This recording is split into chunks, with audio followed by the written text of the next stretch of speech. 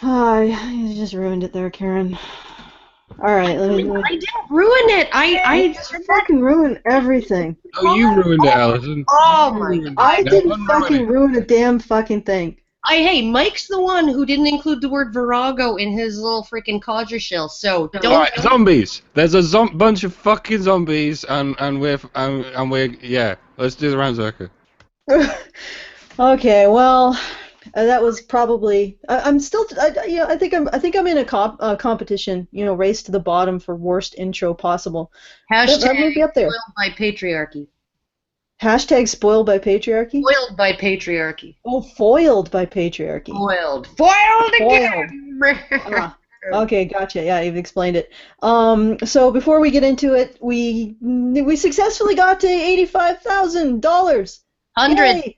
8,500. Yes, right. Carry the one. Anyway, so we successfully got to 8,500. So we are going to the UK, and we're arranging. Yeah, we're gonna have a number of meetups. As you might have seen if you've been watching Mike's channel, he did some scouting.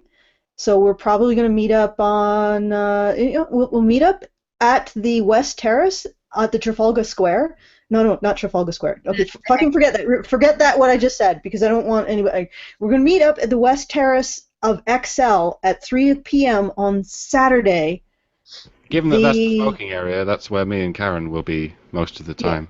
Yeah, and given that there's no mosquitoes, like if you're a snow nigger like me, uh, you're gonna really enjoy sitting outside for once in the very first fucking time in your life. You're gonna enjoy it. And given that there's no And sorry about that. But yeah, so it's going to be the West Terrace of the London Excel Centre at 3 p.m. on Saturday, the 9th. And then we're also going to do like a pub crawlish thing starting at the West Terrace of the Excel, and then we'll all meet up at Trafalgar Square, and then I assume crawl. I've never done such a thing, so.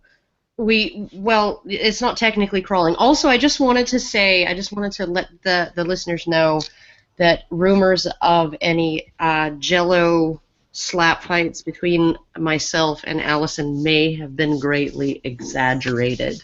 I should say so. So I just wanted to. She hasn't agreed. Is she does not consent, people. So. Where the fuck would we get the Jello? Oh, Do you guys have Jello in the UK? I We told don't them call to it Jello, we call it jelly, so it might get confused with jam, and then you'll end up fighting in jam, and that'll just be sticky and Oh horrible. god, my god, I that would be told horrible. I told people to bring Jello. To bring Jello. Yeah, but don't bring You'd need Jello. some sort of large container for the Jello. Yeah, an inflatable swimming pool would be good, but you need a lot of like boiling water and then cold water, or if you want to do the quick set method, ice cubes. Okay, so essentially bring lots of boiling water, cold water, ice cubes, Jello, and a swimming pool.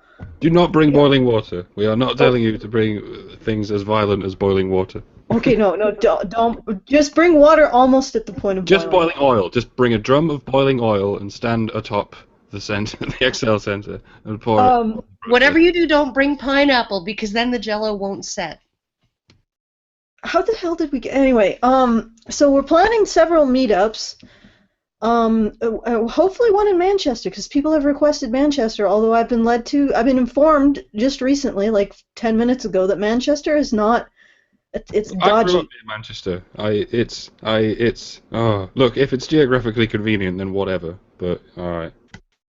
Yeah, and we're also gonna try for Newstead Abbey, but there are some logistical issues with that. So if we can't do that, we'll do Sutton on Ashfield, Sundial. But I'll give you all these informations the closer to. But keep your eyes open so that you don't miss the information about the meetups. And also, the fundraiser is still going on. We successfully got to 8,500.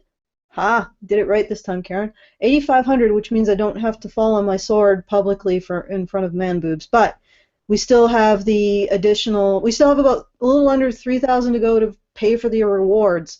So you can still, if you still want to help out to get your rewards, it's www.feedthebadger.com. I know some people were complaining that they got paid a couple days after the fundraiser ended, but now we have an extra 7 days to get the final amount, and we did raise 8,500 in like 6 days. So there you go.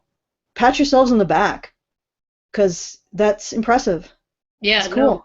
that is pretty cool. Yeah. Also, I want to direct everybody's attention after the Rantzerker is done to the last several minutes of the latest The Ragening, where the codger has some very harsh words for anyone who possibly is considering donating to this campaign, and just from all of us snow niggers, I would suggest that you do not donate, because that would only encourage us. So, Encourage us to what? to continue our planned takeover of the world. That whole Canadian politeness thing, Canadians are so nice. Yeah, no, that's just a ruse. It's a ruse. It's there to, like, lull everybody, the international community, into a false sense of security. I mean, like, every once in a while, one of us slips up. I mean, look at our Prime Minister, elbowed a woman in the tit in Parliament, right? Every once in a while, one of us shows our true colors. But for the most part, we just like to fly under the radar, being all nice, until our moment arrives when we can just strike like that centipede and fucking suck all of the guts out of the tarantula. Okay. All right. Well, Teal dear, do you have anything to add? Like, I can't possibly imagine you would, but I'm just giving you the opportunity. I'm good. I was here for the videos, and yeah. Yeah. Okay. All right. On the Well, plus side, chat is satisfied because I've actually spoken. yes, So there you that go. is part of why I invited you to speak. I know our prattlings is, you really there's not much to add to them. Like, that's all I can say. All right, let's do this thing. Let's get stuck right in. Okay, let me find it. I'm just hey Karen, do the sound, do the noise while we do this. Do do do do do do do do do do. Do do do do do do do do do. Why are we waiting? Why are we waiting? Oh why? Oh why? Oh, here it is. Yeah, okay. Well, it was been there for a while. I noticed actually that Mike doesn't get the fucking letterboxing. I We get are the fucking used to the letterboxing. Why is this? image of the And then average now it Western does this kind of shit. I don't even know what this is. It's like black, but okay, there we go. I think it's my computer. Let's go to the beginning again. All right. Shh. We are used to the image of the average Western woman as a confident and independent person, able to support herself. She can go to boutiques, nightclubs, gyms, beauty salons and restaurants, get higher education, work in science and politics. But Okay, so I guess for this one, we're going to be talking about Western women as being totally enfranchised, except, Yeah, yes, well, also oppressed. Well, what annoys me about the intro to this actually is that they're really showing only images of extremely affluent women in the West, right? I don't fucking live like that. I don't shop in those boutiques. I don't buy the jeans that were on display on the mannequin in that store, because they were probably $180 minimum a pair, right? And I haven't spent more than $40 for a pair of pants in my entire fucking life, right? And so essentially they're comparing sort of the wealthiest, haute couture on a runway, right? Fashion models, people who can afford to go to spin class. Like, what the fuck? What even is a spin class? Like, you go and you ride a fucking exercise bike, but you pay a personal trainer to, like, instruct you on how to pedal? What is I going think on with that? I think it's just the I don't know, the encouragement, like they're sort of like cheering you on for spinning. You know what? I don't know, but I get take your point. They're juxtaposing the very upper sort of 20% of Western society. Like, oh, you can be involved, you can work in STEM or in politics. Yeah, well, if you can afford college, right? Or if you can, afford to give like thousands of hours of your time to a gamble that may not pay off to run for office, right? Yeah, no, you can totally do that, right? These are the endeavors of the rich, right? They're essentially juxtaposing the wealthiest women, and the women with the greatest level of opportunity, with these people sitting around outdoors, probably cooked their whatever they're eating there, with no utensils, over a dung fire if they're lucky. If not, they were burning garbage. So, yeah. Yeah. Well, I mean, the other thing is that a lot of these, let's compare Western women to other women around the world. Well, Western cultures are almost universally fairly wealthy relative to other cultures. So it's a really meaningless thing. And the other thing is that I get the idea that what they're doing, is they're saying, oh yeah, Western women have it so good, et cetera, et cetera, et cetera, but because they're women, they share in the horrors of these women, the horrible conditions of these women. So we can't say that Western women are enfranchised because these women are not. Therefore, somehow The collective the vagina is not enfranchised. yes. So we can't point at Western women and say, hey, wait a second, maybe there's some rights that men don't have and they have. So, but because these women are disenfranchised, we got to ignore all that. But look at this picture. Look at this freeze frame, right? They've scooped something out of a communal, like, frickin' bucket, right? With their fingers, and they're eating it with their hands. Like, it's not like the guy is using Royal Doulton fucking cutlery, and the woman is using her fingers, right? It's not like he's sitting at a banquet table and she's fucking, sitting on it looks like an overturned freaking water vessel, right? In fact, it looks like he's sitting on the ground and she's actually got something to fucking sit on. Yeah, I know, and it'll probably become apparent that they compare women in wealthy countries to women in non-wealthy countries and say that women are oppressed. Uh, that's fatuous. You're not comparing it to the situation of the men.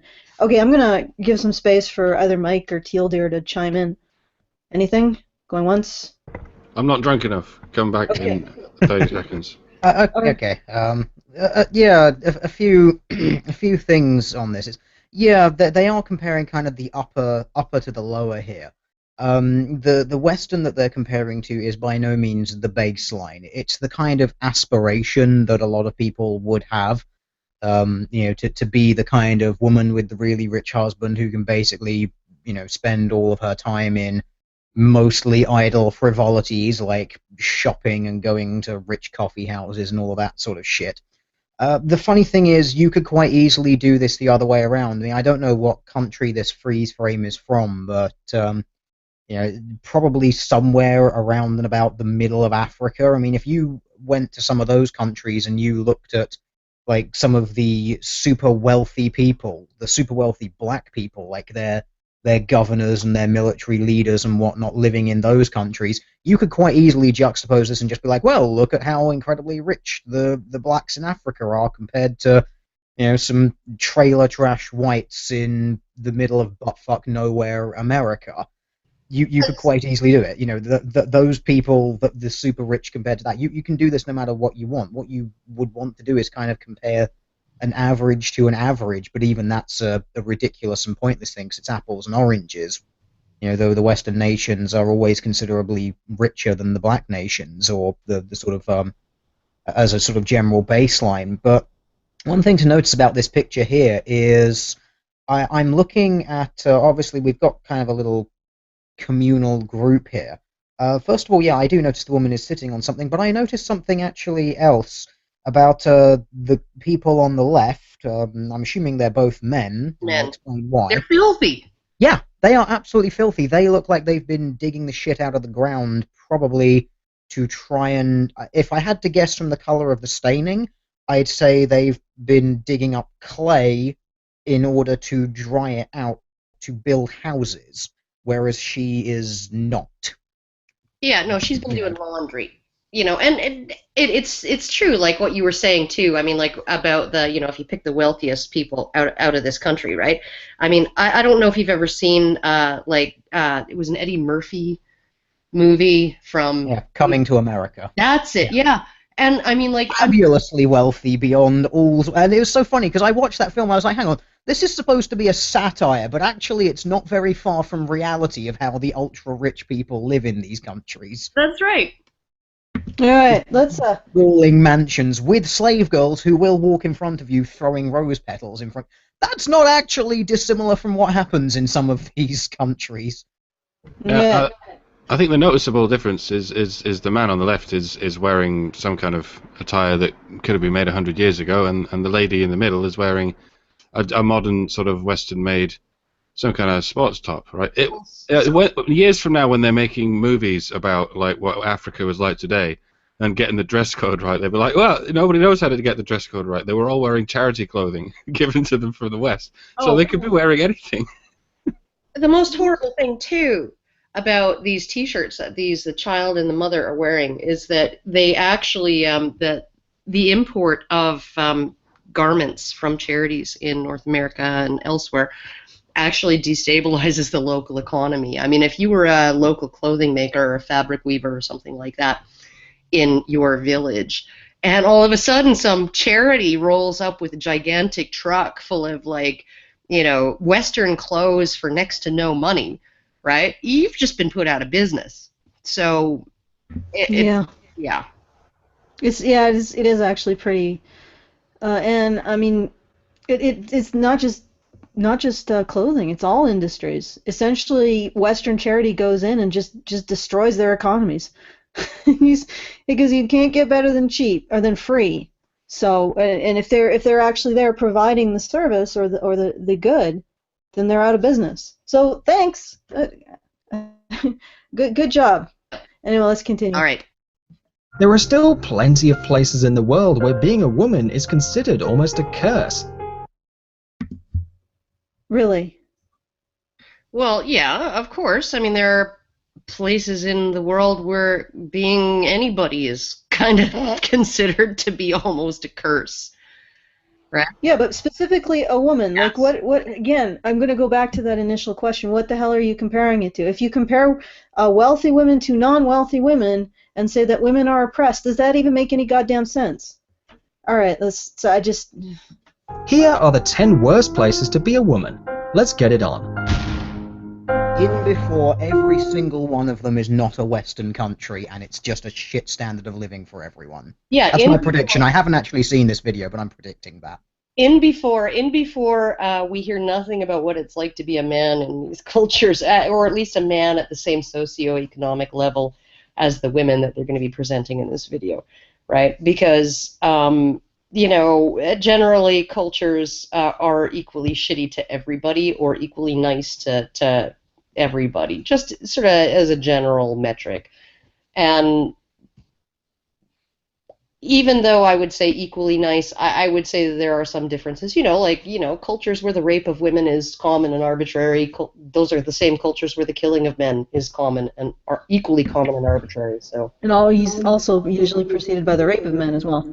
In before they make any allusion to the fact that feminism is the notion that women are cursed.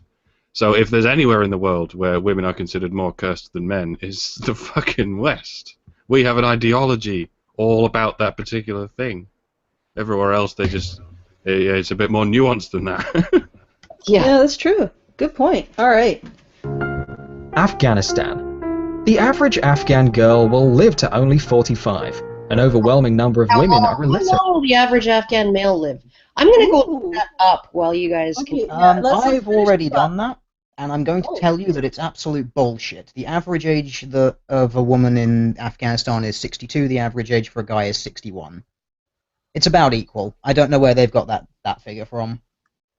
Huh. I have no idea. The source that I'm getting that from. Hang on, let me check this, because I did actually watch kind of the first 30 seconds of this video, which is why I got about this far.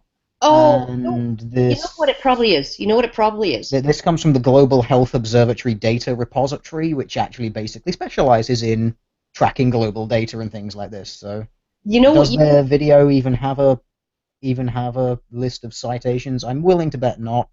Oh, what a surprise! I just clicked on it. No, of course it. But you know what it might be. You know what it might be. It might be a difference between life expectancy from birth, right, which would include all stillborns, all kids that die in during childbirth, child mortality, blah blah blah, or the age at which the average person dies, right? Like, because they can measure life expectancy in two ways, right? They can just take the entire shebang and jumble it all up and spit out a number, or they can say, okay, well, the average person, we'll say 65% of people in the middle, right? So we're going to exclude the people who live to 100, and we're going to exclude the people that died at birth, right? And we're going to take the average person, sort of the 65% in the middle of the bell curve. When do they die, right? And that tends to be much older than projected life expectancies, particularly in countries with high rates of infant and child mortality. So maybe Except there's in the, the difference. yeah, that could be. I mean, it could be a difference in the measuring. But the thing is, if you apply that to Western nations, the average age of death for a man is supposedly 75, and the average age of death for a woman is 80. Except if you actually look at, it's a different type of statistics, but it's like the average age that people die, like the average age they are when they die. The age people are when the age that the average person is when they die. Yeah, when you look at that, women live Like between 11 years longer or something. about 11 or 15 years longer than men. It's fucking sickening, actually. Because I don't know why they went back to using this life expectancy number, because it actually discounts the mortality penalty that men have in the West, which is more like 15 years. And women in the West get to retire earlier, but we're oppressed because. And if this is just the way it is because more biology, then you have your answer to the wage gap myth, don't you? Yeah. Well, Okay. but it isn't, because they've done some studies, and I wish I could find them again. Okay. All right. But this is derailing. Karen. But they have done some studies of populations of monks and nuns who are living isolated from wider society, and they have found that the age gap between, or the life expectancy gap between them is between 1 and 2 years. Yeah, so that's probably more likely to be natural. 1 or 2 year gap, like it is in Afghanistan. Ooh, interesting. Huh. So essentially what they're saying is that they should aspire to a Western gap of 15 years, men dying 15 years before women. But because they have a more natural gap of 1 year, the women are oppressed. Supremacy movement is starting to sound more and more correct of an estimation of feminism, but let's continue. Yeah. Well, just before we go any further, as well, now, if they are doing that sort of, oh, we're going to include all the things to do with like death during childbirth, then I found your problem. It's not that these societies hate women; it's that the societies are too poor to afford decent medical facilities for women to do things like give birth. Yeah. It's not a woman problem or a man problem. It's a you're living in a shitty country problem that's dirt poor. Usually Yeah. that they all amount to that. FGM is usually a more barbaric practice than MGM because FGM is usually illegal. So they have to carry it out in the fucking dark with non-surgical instruments, you see. MGM, where in the same conditions, like the other thing is that FGM is female genital mutilation is practiced by cultures that are generally poorer. So yeah, on average it's going to be worse. But if you look at the male genital mutilation in those cultures, it's also pretty fucking hideous. Yeah, like they've had spats of like a couple dozen boys being killed by genital mutilation. Yeah, or having to have their genitals completely amputated from infection and things like that. Whereas in our culture, only 1 in 100 boys dies of circumcision. And I think that. And on top of that, if you're looking at the global scale, right, because male genital mutilation is legal in every single country in the world, including ones with good healthcare services, right? whereas FGM is only legal, it's only really practiced in countries where they don't have adequate health care, and they are using these sort of, so if you look at it, maybe the rates of death in South Africa or in Nigeria or whatever between FGM and MGM are very, very similar, but all of the guys who got a circumcision at a hospital at frickin' Johns Hopkins or whatever in a maternity ward, right?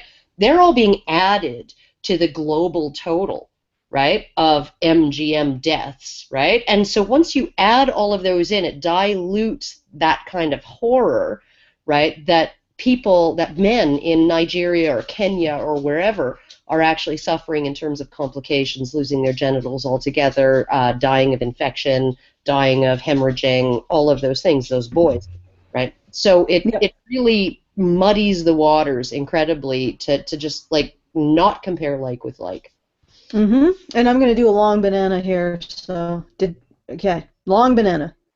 Literate. One woman dies in childbirth every half an hour, since 85% of them don't have access to qualified medical assistance. Domestic violence is so common that 87% of women admit to experiencing it.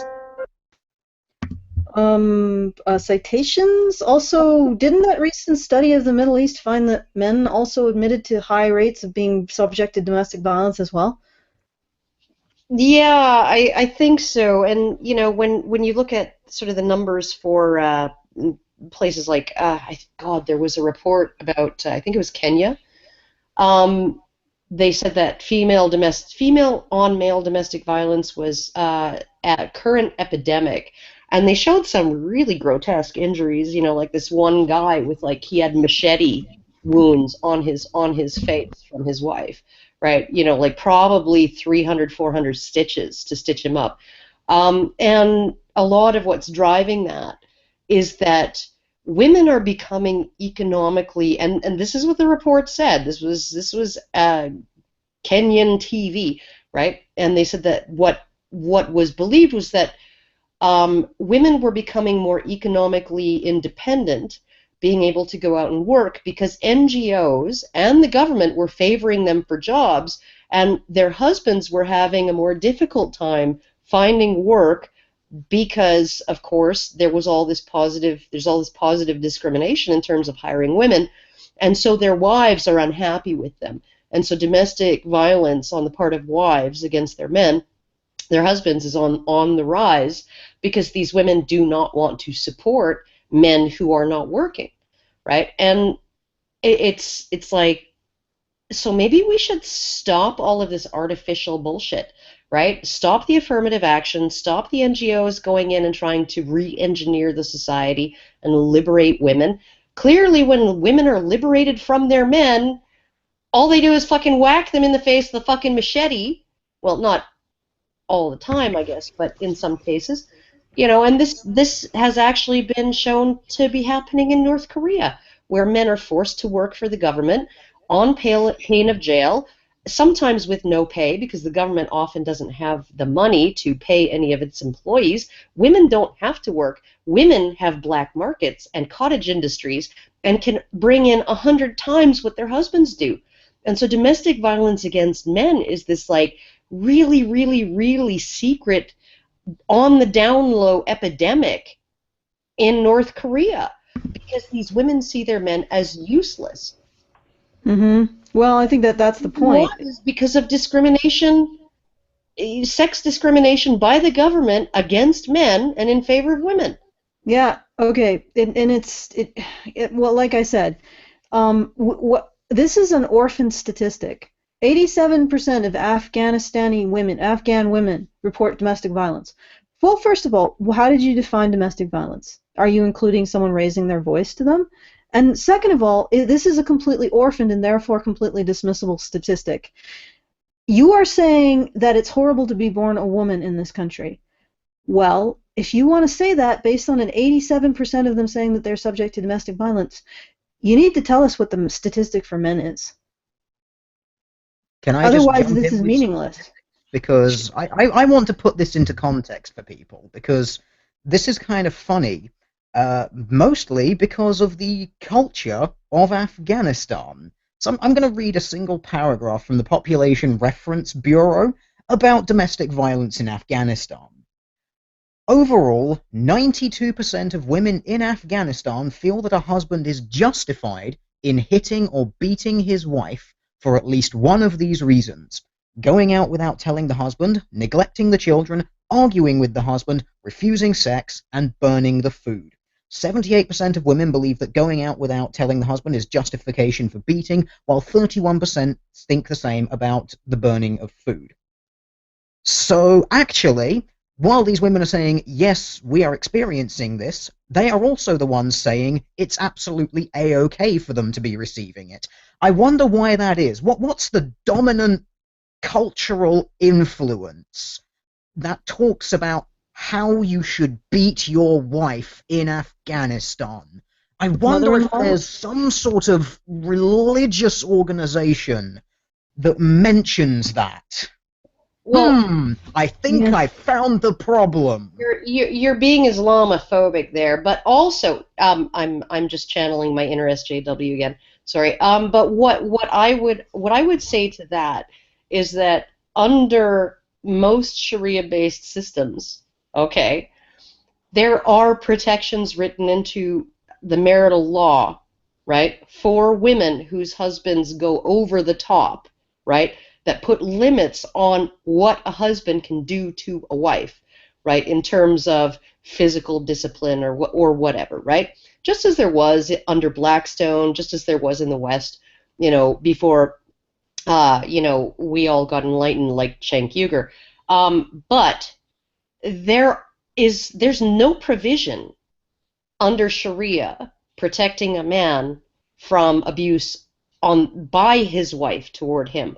There's no, like, she could beat him daily. It's not even grounds for divorce. It's not grounds for him to kick her out of the house, right? That's illegal. He can be imprisoned for that, for abandonment. So it's like, and if the situation in the household is such that there is a serious risk to her, right? She can petition a court, move out of the house at his expense, all on his dime, not come back, prevent him from taking other wives, all of it.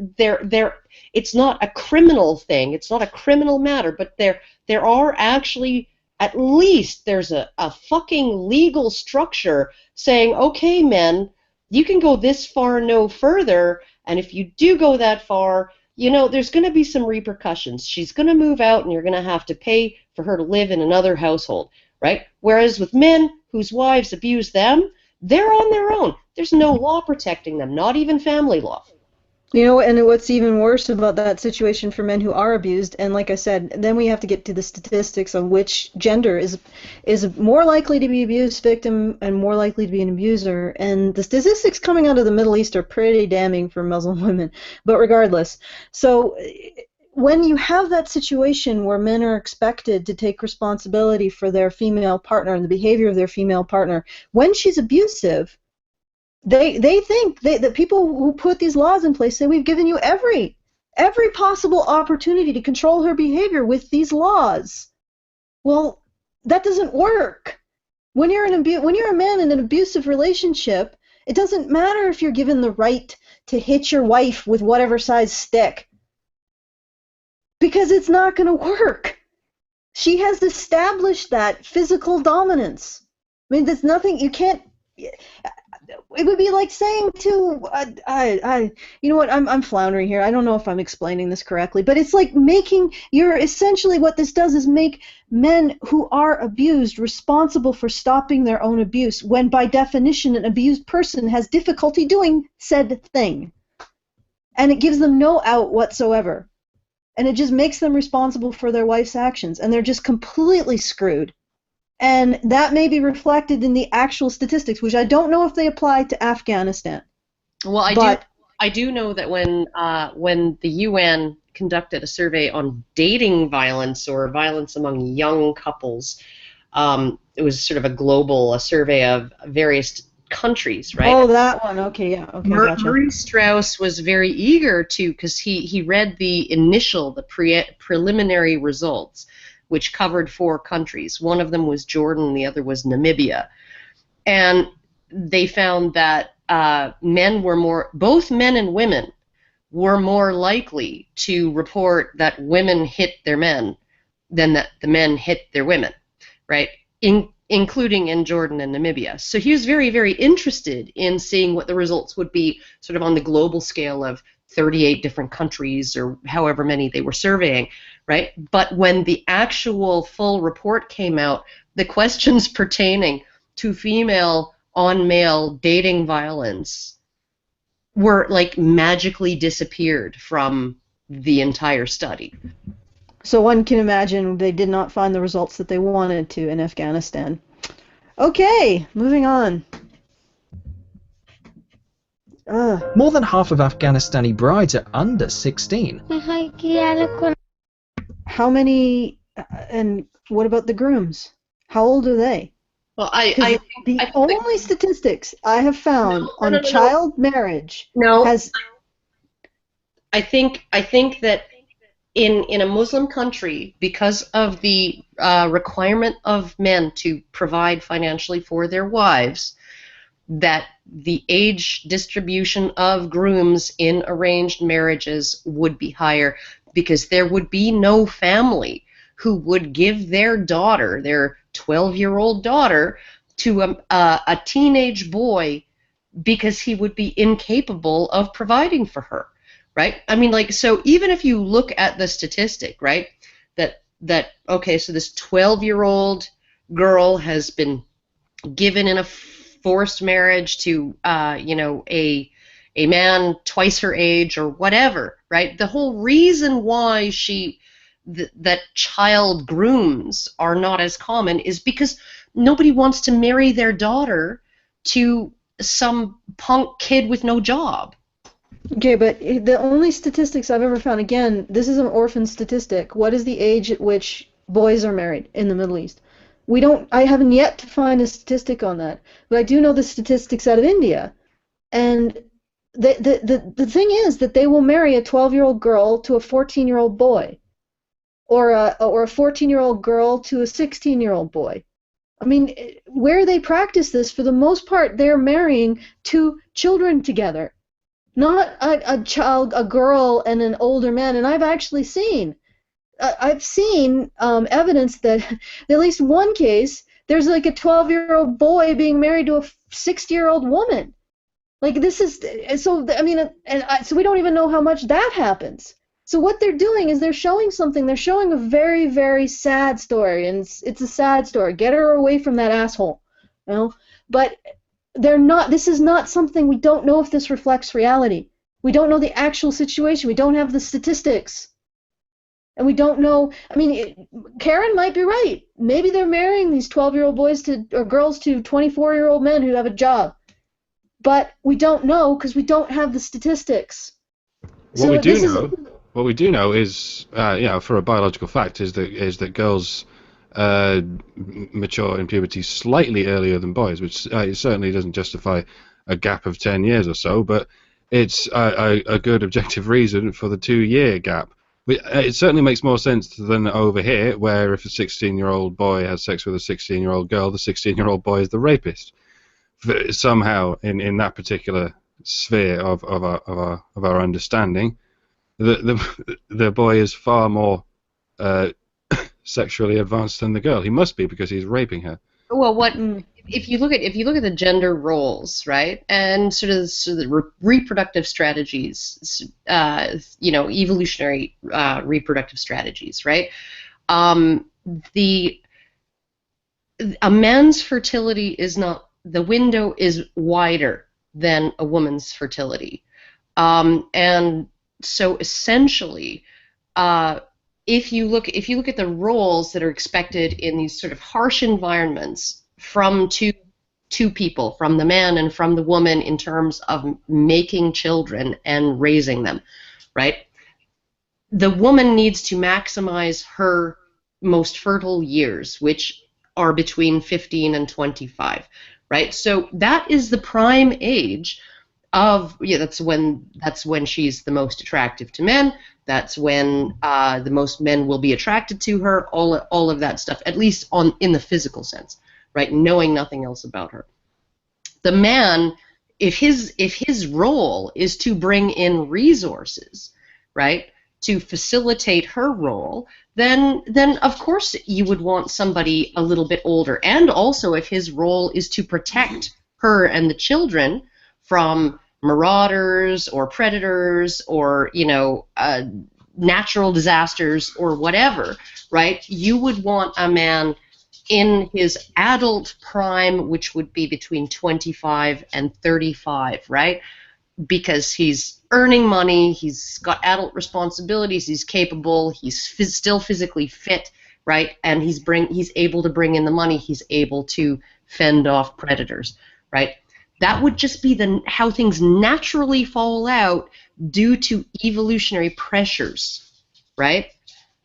Well, at least in a survival circumstance, like if you're just in a basic survival situation. So I mean, if these individuals actually move past the survival situation, they can probably indulge in a more matched up. But here's the thing. I mean, let's move away from justifying marrying young girls to older men. Because like we can't. It's hard for us to justify it in our society because we have the luxury. We have the luxury of a lot of wealth and a lot of time to allow girls to mature. Whereas if you have, like they were saying, a really low age, if you want another generation, you got to start quick.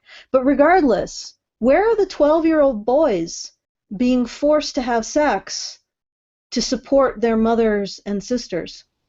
Where are the 12-year-old boys being forced into prostitution to support their female relatives? Because we're talking about Afghanistan. Yeah, Bachabazi, right? Afghanistan. So where are they? Yeah, where are they? 95. Where are they in this equation? 95% of child laborers are boys too, right? So 95 child soldiers. Yeah, 95% of the people hauling bricks 16 hours a day and sending the money home to their families are boys, and they do that because they are legally expected to do that. So, like, you have to look at the entire fucking picture, and you also have to look at the circumstances that these people are living in. We have the luxury, okay? If the life expectancy in Afghanistan for women is indeed 45 years, right? None of these fucking girls, if they're gonna have children, can wait until they're 42 and then spend $30,000 on IVF, right? In vitro fertilization treatments in order to have a child, right? If they're going to have a child, they have to do it young, right? And if they don't have access to proper obstetric care, the longer they wait, the more risky it is. The longer you wait to have your first child, right, the more risky it is to have a child, period. Give some context here. Yeah. Oh. Let's have a little context. Where is this 12-year-old boy in this estimation here? Where is he? Where does he fit in this particular equation that women are worse off? He's being made up to look like a girl, you see. Therefore women are the victim. Mike, he looks like a very young boy. Yeah, no. Although that might just be. Let me try some other pictures because that might not be. It's just like you don't. Yes, this is a horrible story, but boys also have their horrible stories, and you're not showing them. This is not just Bachibazi. Okay, how about this one? It's fucking crying, and oh god, this is actually really horrific. I think you're gonna be sick at this one. Oh, he smeared his mascara from crying. Look at that. You know why he has to do that? Because he's obligated to maintain his female relatives. So he has to make money at the age of, I think, 4 or 5. He's being pimped out. Yeah, he's the man of the house. He's the man of the house now, so he gets to bend over and take it to get the mullahs for his sisters and his mother. These are not the pictures that they're showing, are they? Or they're putting into their estimation, into their equation of who has it worse, men or women in the Middle East. or boys or girls. And I know there's not many feminists or that sort of people leaning watching, but if any of them are, I'm thinking, well, I put eyeliner on, and that boy has eyeliner on his face, so I'm also oppressed when I stand in front of the mirror and put the eyeliner on my face. Fuck you so hard. He doesn't put that on himself. That you don't make yourself up to look like a slave boy. They make the slave boys up to look like you. And maybe if you didn't do, I'm not going down that road. Well, and here, I mean, if the slave boys who are forced to have sex in order to maintain their mothers and sisters and the lives they come accustomed to aren't, how about this? Where does this fit in the equation? Yeah. Because you're just ignoring it. Well, and if anything, who's harming these males? Other males. Other males, but the thing is that who are these boys supporting? Who are these boys protecting? Their female relatives. Yeah. So when this is a sob story. It shouldn't happen. You know how we stop it from happening? I don't think we can. We just leave them the hell alone so they can sort themselves out. Because every time we intervene, we seem to make it worse. Okay, let's do a bit more. I've sort of depressed myself at the moment.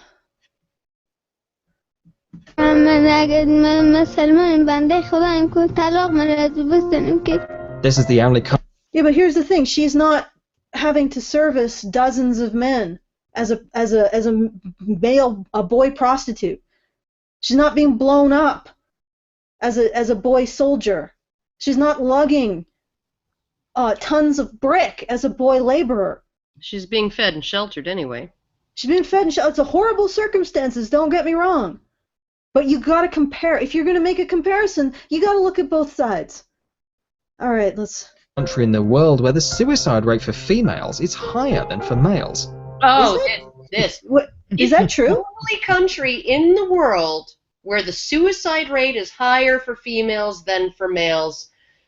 Okay, so what you're saying is that every other country is the top, however, 180, 179 or whatever.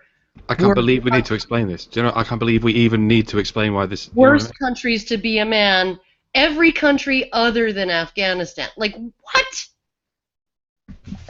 It's a lens. They just can't they think they're comparing it to something, but they're just comparing wealthy women in a very leisurely society with women in a very poor society and saying women are oppressed, which makes no goddamn sense. They don't compare it to men. These people have never conceived that idea that comparing the situation to our women to the situation for men might be what you need to do to determine if the country is actually horrible to be a woman. No, they don't even consider that in this equation. They don't even think they have to look at the other side. This is the insanity. Well, you have to look at too, right? Like, okay, so you have to look as well, like the highest age ranges, the highest level of suicide, tends to be young men, right? Well, if a substantial portion of your young men are being handed rocket launchers and getting their intestines blown out,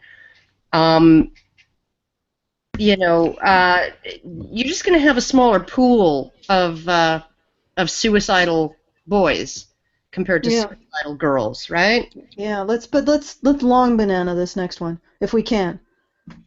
Iraq. Just going to It is a quickly real- get in with something which I think is the appropriate response to this, because it's the feminist response. Do you remember that video where with Big Red where a men's rights activist was saying about male suicide rates and how it was so bad?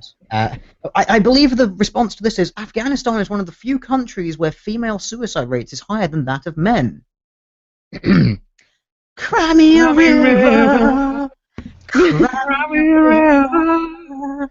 You could Okay. do with one. Yeah. Iraq. It is a real sexist hell for women. Terrorists there practice so-called sex jihad, which consists in booking young and beautiful girls to provide all sorts of sexual services to the fighters, and raise their children in case of pregnancy. Refusal to become such a temporary wife can result in serious punishment. According to some estimations, Okay, I would like some citations on that one. And you know what's interesting is under Saddam Hussein, Iraq was pretty freaking liberal when it came to women. Yeah, no, I think that what they're doing is they're ignoring the tribalistic element of what's going on. There's a lot of sectarian violence that's going on right now in Iraq, and I mean, even if you look at ISIS, it's not necessarily the virtuous Muslim women who follow the same brand of Islam that we do who are being used as sex slaves. No, it's Yazidi women and women from out groups who are being used like this. So I would be very, very surprised if the terrorists who are doing this to women of their own. I'd also be interested to find out some more about these women's testimony and how large the rate of sexual abuse by women is for these women. Because if you look in the Congo, women who are captured by enemy soldiers, they report, like 40% of them report being severely sexually abused by women. So I'm curious the brides of ISIS, what they're doing in all of this, because I'd imagine I can't imagine that human nature changes that much. So I'd imagine, and I have read some really horrific stories of what women do to women in these kind of contexts. But I imagine that this is going to be completely whitewashed. That we'll never hear about the statistics. What these women say, who is actually sexually abusing them. We'll never hear that. And if they're being taken, I'm sure there are also men being taken. But of course, we're not hearing that as well. So this is again another orphaned anecdote and statistic. What's happening to the men? And is it just men who are doing this? Yeah, no, it's you're looking at, these women are being used as sexual chattel essentially, and the men are all dead. Or are they also being used as sexual chattel? I mean, we're talking about the Middle East. They are, and then they chop their heads off. That's probably what's going on. And so there are very few men who are left to tell the tale of how they were anally raped, gang raped. They're not left alive to report it on surveys or talk to NGOs. And when they do, what was it? Tara Stemple, Laura Stemple, she works for an NGO that has studied extensively, or for a research project that looks extensively at sexual violence against males in conflict situations, and she said that out of thousands of NGOs, only 3% even mention sexual violence, wartime sexual violence against men, and almost all of them only mention it in passing. It's sort of, they write a 4,000-word research paper, they give the men half a paragraph, the male victims, and that's it. That's all they, and yet, yeah. And yet, when you actually look and you actually ask men, if you actually do when researchers into sexual violence during conflicts actually ask men, they always find huge, horrendous amounts of sexual abuse of men. So I guarantee that this is not just women who are being traded around like chattel. It's also men, it's also boys, and it's also women doing the trading and the raping. Well, it also depends on what you see as sexual violence, right? I mean, you look at frickin' the Game of Thrones, the massive fucking outrage there was when Sansa got raped by Ramsay fucking Bolton. Okay, yeah, like the entire fucking previous, all of the previous episodes, he's like freaking cuts a dude's balls off, tortures him, right, for months, right, and cuts his testicles. That's not sexual violence. Yeah. Okay. Yeah, ask the worms if they've ever feasted on a female corpse. Ask the piranhas what they've been dining on. Ask the honey badgers if a female corpse has ever been thrown into the desert.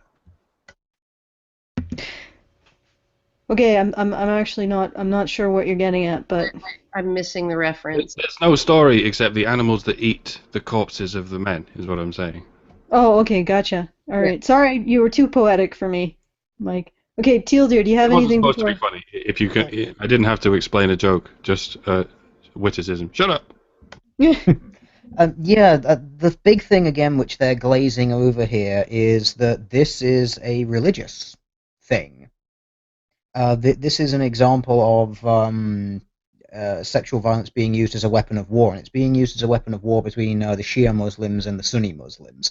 This is again kind of an Islam problem that they don't want to say is an Islam problem. I mean, Sunni Muslims are about 20% of Iraq's population. Shias are about 60 of them, and they disagree on whether these mutar marriages, these temporary marriages, should be permitted. The Shias consider it to be a legit thing in Islam, but the Sunnis don't. They see any sort of sexual relationship outside of marriage as being sort of against their religion. So in this instance, it's being used as kind of a weapon of war in that regard. It's kind of like a sort of forced conversion through rape kind of thing. Hmm. So again, they're kind of glazing over the really fucking big issue there. Well, Mm. I think also the issue is bigger than even the doctrine or the ideological disagreement. The reason is like massively tribalistic, right? So even if like you just have this like, half of a hair of a difference, hair's width of difference in your ideological viewpoint, and you are able to polarize two populations based on that, half of a hair's width of difference, right?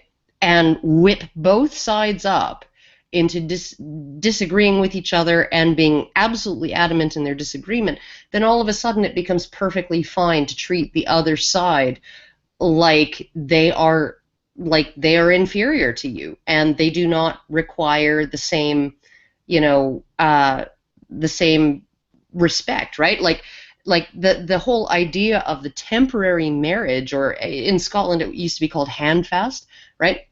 Within a single culture, right? Within it, where both sides, both individuals agree, yeah, no, we want to just give this a try, and a lot of Islamic cultures have a similar thing, and they use it in ways that are like, this is perfectly fine, right? We're going to try this out for a year, and if it doesn't work out, then no harm, no foul, right? Um, it's the forcing of it on the women of the other side, of the other tribe. That's what is at issue. So I mean, like, I don't think that these Shia Muslims, it's the Shia who are in favor of it. I don't think that they're forcing it on their own women. They're forcing it on the Sunni women. Yes, Yeah. it is a sort of weapon of war. Because there's an example here. I've actually got a little story up of some Shia Muslims using the mutter marriage. And in this instance, it's a woman who's using it basically as a means of sort of getting around the fact that she's sort of a divorcee, and therefore it's kind of awkward for her to remarry. And it actually says the divorcee, a resident of the Shia-dominated southern city who asked that her name not be used for fear of being stigmatized, said that she had a few options after her husband left her in 1991 without financial support. She found her mutar spouse shortly after the divorce, she said, and they've been together ever since. He lives with his own family, so he would come to me for visits only. He takes care of my children's expenses without his family's knowledge. And then she said, this mutar marriage is something between me and him, only Allah knows of it. So in that situation, you can see that it's sort of being used as getting around a cultural norm that, oh, you sort of been divorced by this guy, so, it makes marriage, again, a little bit awkward. And she's sort of using this to get on and live a kind of normal life, and to get financial payment from her mutar husband. Yeah. So you can see it's like the Shia guy going through a mutar marriage, a temporary marriage with a Shia woman, doesn't sound so awful. Yeah. I'm No. willing to Well, it's bet a that weapon of war.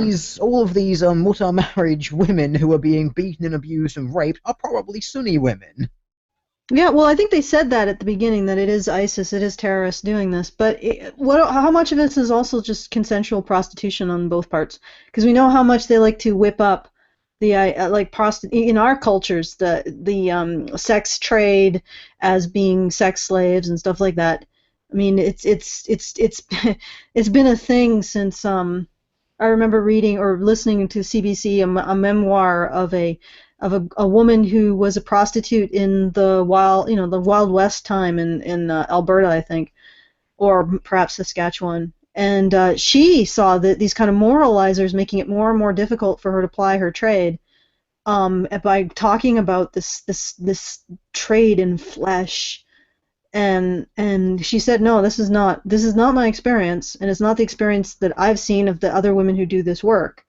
So, I mean, this could all be fabrication, to be honest. Well, I don't think it's necessarily fabrication, but when you actually look at sort of the lack of nuance in terms of establishing what's going on within a certain group, within an in-group, in terms of how men and women interact, and what's going on between different groups, right? That is Yeah, it's definitely that. simplistic, Yeah.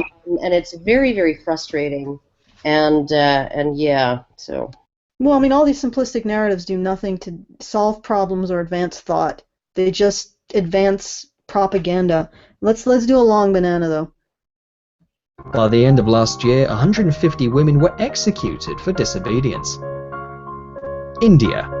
Did you know that 70% of Indian women are victims of domestic violence? Every half. Orphan statistic. Oh my What's God! No! It's not even an orphan statistic. It's absolutely batshit insane, because all they have to do, right? Like 50% of rape accusations in India derive from consensual sex from between unmarried people, right? And the woman brings the rape charge to coerce marriage out of the man, right? Okay, so you can say, oh my God, there's this rape epidemic going on. Well, yeah, okay, but half of those reports of rape to the police are stemming from incidents of consensual relationships. People, even the man in some cases wants to marry her, but his parents won't give him permission. So the woman brings a rape charge to coerce permission out of his parents, right? Now, you look at dowry laws, if you actually were to look at the domestic violence statute in India, the domestic violence statutes and the dowry statutes in India right now, I mean, you literally, I don't think there's a man in India who could avoid being guilty of domestic violence under these statutes. Just ask fucking Deepika Bardwaj, right?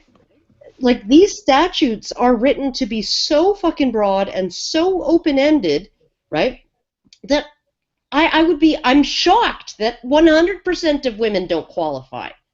Yeah, people like to get shocked by saying that Holy Scriptures force a woman to marry her rapist, but they forget to point out that rapist in this context is defined as a man who fucked a woman with her permission but without someone else's. That's all that is. Well, I mean, it could be without her permission as well. Yeah, but without her father's permission. Exactly. All right. Half an hour, one woman is raped in India. Human trafficking is. Okay, well, see what Karen said. Yeah, so every 2 hours, one woman is maybe actually raped in India. And actually, there's because something interesting.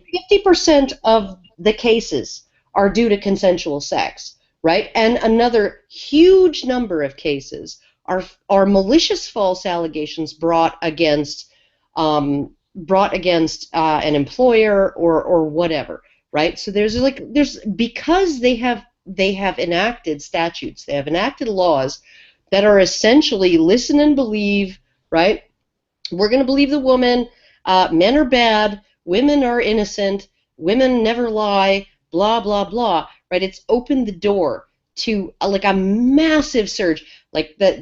I can understand. I can even understand. I can empathize with a woman who has a consensual affair with a man, and she gets pregnant, and his parents won't give him permission to marry her, and so she's going to do this to get him to marry her. I can sympathize with that, right? It's a way of getting the job done, getting what she wants, which is, I guess, maybe understandable in a culture like India, okay, where things are still pretty traditional, and if you have a child out of wedlock, your neighbors are going to be talking behind their hands and calling you a slut and shit, right? Okay. Well, I mean, as long as the man also wants to get married. Even if the man doesn't want to get married, I can see why a woman would do this, right? Like, fuck, now I'm in this horrible situation, right? And it's not like abortion, is just like totally, well, I guess it is actually, but never mind, in India. But, okay, so you have this set of situations. 50% of all of the rape complaints made to police, right, is this, right? And then another 20% of the rape complaints made to police, right, are Malicious. women trying to extort money out of men, women being paid by other men to damage a certain man. Yeah, well, that leaves us with one woman being raped every 2 hours. Okay, it's pretty horrific. What's the rate for men? No. What's the rate for men? Because I can tell you, if you look at the statistics on children, sexual violence against children in India, Indian boys report considerably more at least a significantly more sexual abuse than Indian girls. And There that's you just go. the ones who report. Yeah, and we're not. That's just the ones that are reporting, and they don't include. Those statistics do not include sexual abuse by women. So it's just sexual abuse by men. And we know from our own culture that sexual abuse by women towards boys is not insignificant. Actually, So, yeah, there you go. Actually, the law in India, the way the laws in India are written around sexual assault and rape is that if a 35-year-old woman sexually rapes a 13-year-old boy, he can actually be charged with rape, but she can't. Yep. And that the feminists in India made sure that that was so. They actually campaigned to ensure to actually reverse gender-neutral rape laws. Thank you, feminists. Organised activity on behalf of women's rights and interests. It's the dictionary definition, folks. Yeah, but it is upon women's rights and interests because, you got the female rapist. Why should she go to jail? Yeah, She's a woman. Why not the 13-year-old boy? Right? Yeah, exactly. I mean, if you're organizing on behalf of women's rights with no consideration for men's rights, then that makes perfect sense. Why should men or boys have the right to be protected sexually against women? Why shouldn't women have the right to rape? Seriously. Makes sense to feminists. I'm not even going to say things are hunky-dory for women in India, right? Okay, but one of my boyfriend's former bosses, he grew up in India. He was a Tamil. So dark-skinned, very low-caste, very low status. He had an older sister, and he is tiny. Okay, he is a teeny tiny little man. He is like 5 inches shorter than I am, right? So I can only imagine how imposing he was stature-wise as a teenage boy. Okay, it was expected by his family that if anybody gave his older sister a hard time on the street, he was to step in and physically defend her. Okay, and on top of that, okay, his dad had a crippling back injury when he was a very, very young child, and he couldn't afford those crutches for MS, the ones that fit over your forearms, right, with the little clasps, right? He couldn't afford those. He crawled every fucking day. He crawled to work to support his family. Right? This is what this man's father did to earn money for his family so that his son and his daughter, okay, could both get engineering degrees, could both have a better future than he had. All right. Unless Teal Deer wants to add anything to that, let's banana this. Well, yeah, I just wanted to point out that actually under Indian domestic violence law, which is 498A, men can't actually be the victims of domestic violence. Okay, so there It's you go. actually legally impossible. The domestic violence bill actually states there's various forms of domestic violence are as follows: A, harms or injuries or endangers of the health, safety, life, limb, or well-being, whether mental or physical, of the aggrieved person, woman, or tends to do so, and includes causing physical abuse, sexual abuse, verbal and emotional abuse, and economical abuse. Or B, harassment, harms, injuries, or endangers the aggrieved person (brackets woman) with a view to coerce her or any of her person related to her to meet any unlawful demands for any dowry or other property or valuable security. Or C, has the effect of threatening the aggrieved person (bracket woman) of any of the person or any person related to her by any conduct mentioned in clause A or clause B. Or D, otherwise injures or causes harm, whether physical or mental, to the aggrieved person (brackets woman. That is the domestic violence bill of India. Yeah, no, and Only women can be the victims what's by hilarious law. What's hilarious though? What's hilarious about this though is, in terms of the dowry provision, a woman who makes a complaint can actually implicate her husband's entire family, his parents, his siblings, his nieces and nephews. 5-year-old children have been implicated in dowry cases, right? As perpetrators of dowry abuse. So I mean, like, Yeah, it's that's quite the shotgun that they're handing women there. the entire family can end up sitting in custody until the case is heard in court. Ugh. Okay, and this is a horrible country to be born a woman. Sounds like I'd much rather be born a woman in India than a man. Let's banana, like the long, long banana. Also a common occurrence, and women are a desired good on the black market. Roughly half of the women get married before reaching the age of 18.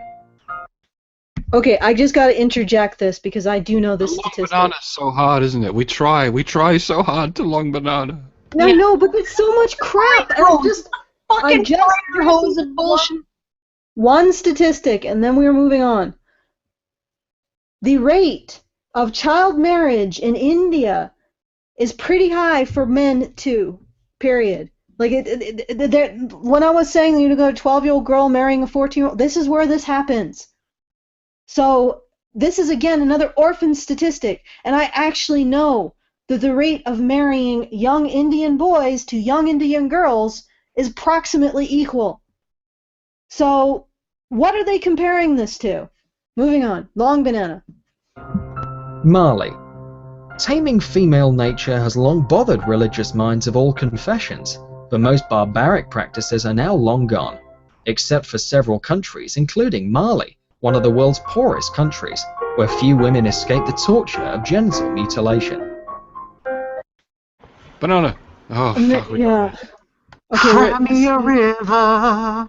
Well, it's like Sorry. okay. So the genital mutilation. Okay. All right. That's a bad thing. It also happens to boys in those countries, Yep. and it also happens to boys in our country. There is no country on this planet that practices genital mutilation of girls without also practicing genital mutilation of boys, right? Of minor children, right? Either a culture, a country practices just on boys or on both boys and girls, right? And even in countries that practice female genital mutilation, the rates of male genital mutilation tend to be higher. So Yeah, I'm just trying to find that. Oh, the one in the Philippines. It's in the Philippines, and it's a bunch of, or maybe Thailand, and it's a bunch of boys. They're all about like 3-4 years old, and they're all like lying, bloodied up and sobbing, like just absolutely fucking. It's the same image. It's essentially the same fucking image, but with boys. Yeah, essentially, but we're okay with it. Like, and regardless of what you consider the damage that's being done to the organs, it doesn't matter. I mean, you're still cutting into a little boy's penis with a Without razor without anesthetic. you're doing the same to a girl, right? Without anesthetic, but usually without anesthetic. But it's like, some of the forms of female genital mutilation are actually less damaging than male circumcision. And those tend to be the forms that are most widely practiced. And, at least in terms of damaging to sexual function. And, I remember visiting a website by women that was set up by women who had undergone female genital mutilation. And it's sort of a protest website against the common narrative. They're essentially like, you know what, I'm happy. I'm happy, just like my boyfriend is happy with his fucking penis. The decision was made on his behalf when he was a baby, right? By his mother, on the advice of their doctor, right? Without any kind of, because she said, like the doctor came in, I was tired from giving birth. He said, oh yeah, no, it's just a little snip. It's really literally nothing, but it'll make things better for your son. There's really no risks involved, right? And it'll just actually improve his quality of life, right? And she said, she literally said, like, stupid me, I took their word for it. Because after I started talking about all of this stuff, she sort of looked into it and went, oh my goodness, like, not that she thinks her son is like handicapped by this, and I don't think so either, but he could well have been. There's risks to any surgery. That you do. This is why I've never gotten a fucking tummy tuck after my third child, who was 11 pounds 3.5 ounces, right? And left me with, a little bit of flab that, a little bit of loose skin that's never going to go away. I've always ever, anytime I've considered, it would be nice to have that, be nice and tight again. Is it worth my kids growing up without a mother just for my vanity? Because there is a chance every time you fucking go on the operating table that you're going to die, right? And I've never, ever, ever said, you know what, that's worth the risk, right? Okay, this seems to be a bit off topic, though. No, but what I'm saying is there's always a fucking risk. There's always a fucking risk with everything. And, like with every freaking surgery you do. And how many fucking, like, what we're doing to children, right? And you literally have women who are saying, don't speak for us about female genital mutilation. We like the fact that our vaginas, our vulvas have been modified. We like the fact that it looks prettier. We like the fact that it's more hygienic. We still have orgasms. Get bent, feminists. Get bent, Western culture, right? You actually have exactly the same people, right? Just exactly like you do with men who've undergone it and still have a normal sex life and they still enjoy sex and all of that, saying, how dare you tell me how to feel about this, right? And it's like, the whole thing is just like, and here I am muddying the waters and adding nuance and derailing the conversation because, individual people feel different ways about what happened to them. And, like, I'm sorry, but you can't fucking say, oh my goodness, this little girl underwent this procedure and it was really, really painful and that's horrible. And for her, for every one of her, there's like 1,000 fucking boys globally who experience the exact fucking same thing. And yeah, no, but it's legal. That's legal and it's culturally accepted, so it's not a problem. Fucking hell. And the point we have generally regards the most common forms of genital mutilation, globally or whatever. But if we're going to veer away from most common to worst form of genital mutilation, which we usually do, and we usually end up on infibulation. Some girls in the very worst parts of this have the entire clitoris removed, and then the results sewn up. And boys never experience anything like that. Oh, but wait, there's a worse one. There's the one where they remove the entire clitoris and both ovaries. oh no, wait, that's boys, the ones who get the entire penis and both testicles removed. That's the worst form of male genital mutilation. Now, if we're talking about trans-Saharan Middle Eastern people, there's quite a long history of such people getting the penis and both testicles removed. Tell me a people whose women have had both ovaries and the clitoris removed. Well, actually, to be honest, there's a little bit of an anatomical thing here. Most of the clitoris is actually internal. And when I say clitoris, I do mean the whole clitoris, the part inside. Yeah, you'd have to actually get like a ice cream scoop and just and I doubt women would actually survive that. There's also penile subincision, which is practiced in a few cultures, and there's something, and I've tried to track this down. Penile flaying. Oh, okay, all right. I'm gonna banana for my own sanity. No. No, I don't want to hear this. No, people need to know. You did the ice cream scoop thing. It's Karen's turn. I haven't actually been able to track down any statistics on how frequent this is, and it typically is the decision, from what I've read, of an adult male. Penile flaying is the removal of all scrotal and penile skin, right?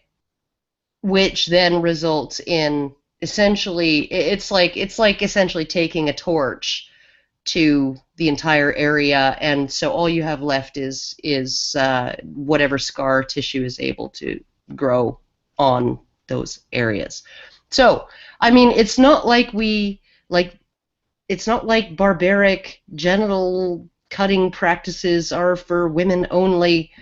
Yeah. Or that we are exempt from them, which I think is the big thing here. I mean, how could we possibly be just as barbaric as these brown people? I know I'm sounding a little... I just like to use that because it makes the social justice warriors go into sort of like a does not compute loop. Catatonic state, yeah. Yeah, they do horrible things to people's genitals. They occasionally cut them off and put them in the garbage disposal, but I don't think they go on TV and laugh about it. Oh, yeah. Democratic Republic of Congo. Would you like some numbers really hilariously, because I'm using my Google foo? That's what I do. Yes, do it. Yeah. Google foo all over us. Mali, 95% of males are circumcised. So yes, that is significantly more than females. Female circumcision is between 70 and 80% of the population, which is consistent with the rates of male circumcision in the USA.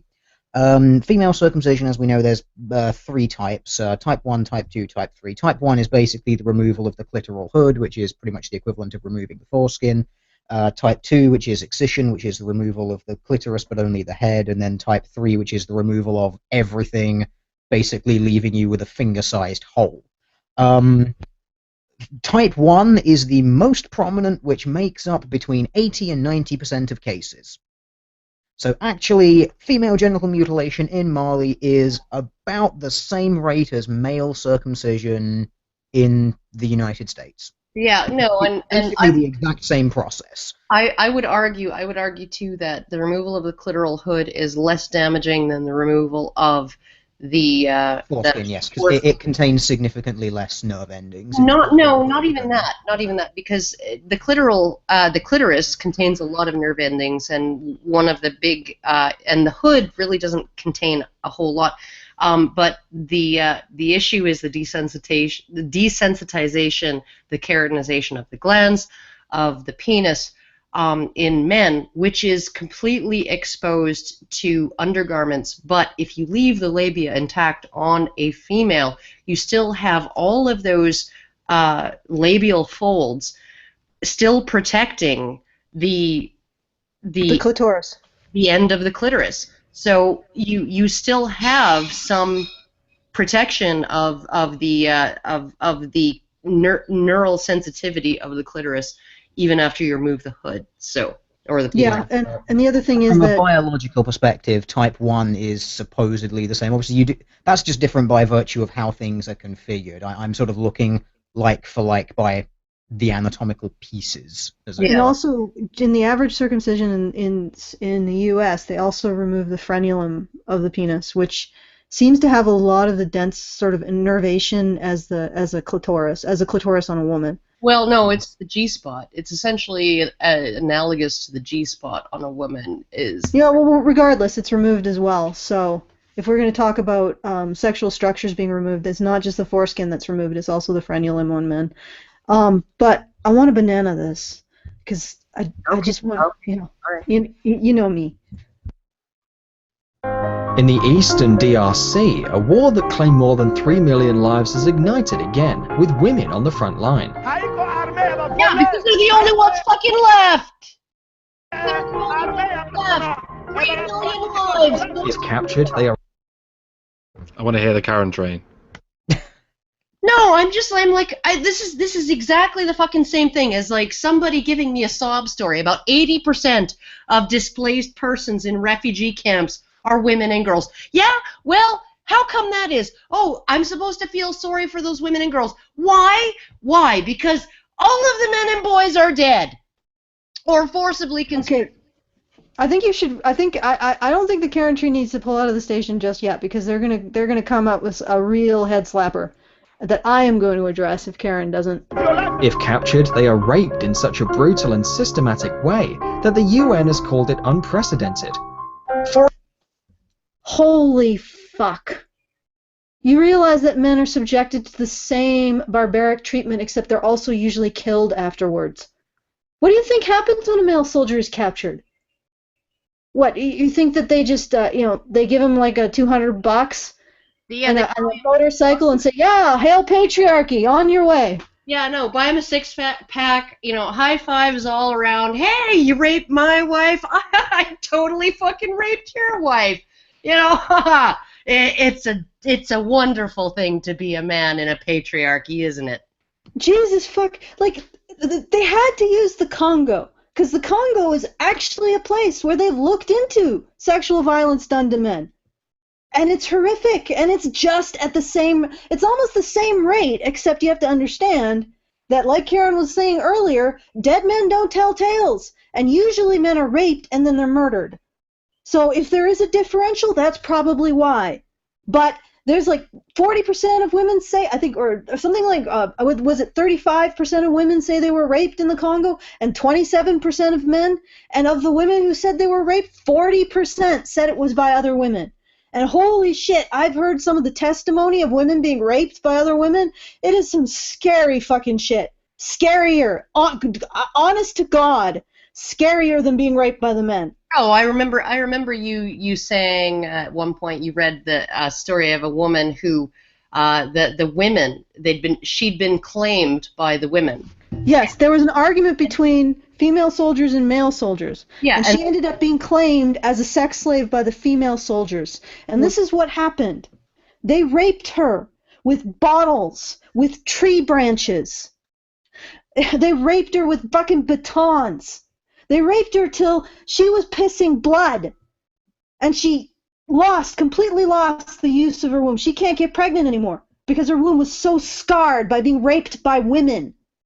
And the only thing that saved her life, because when she was bleeding out, and she was going to die, and the women were just going to leave her, the only thing that saved her life was the male soldiers intervened and saved her. The male soldiers from the opposite side stopped her from dying. That's what it's like to be a woman being raped by other women. It is horrific. And this is what they ignore.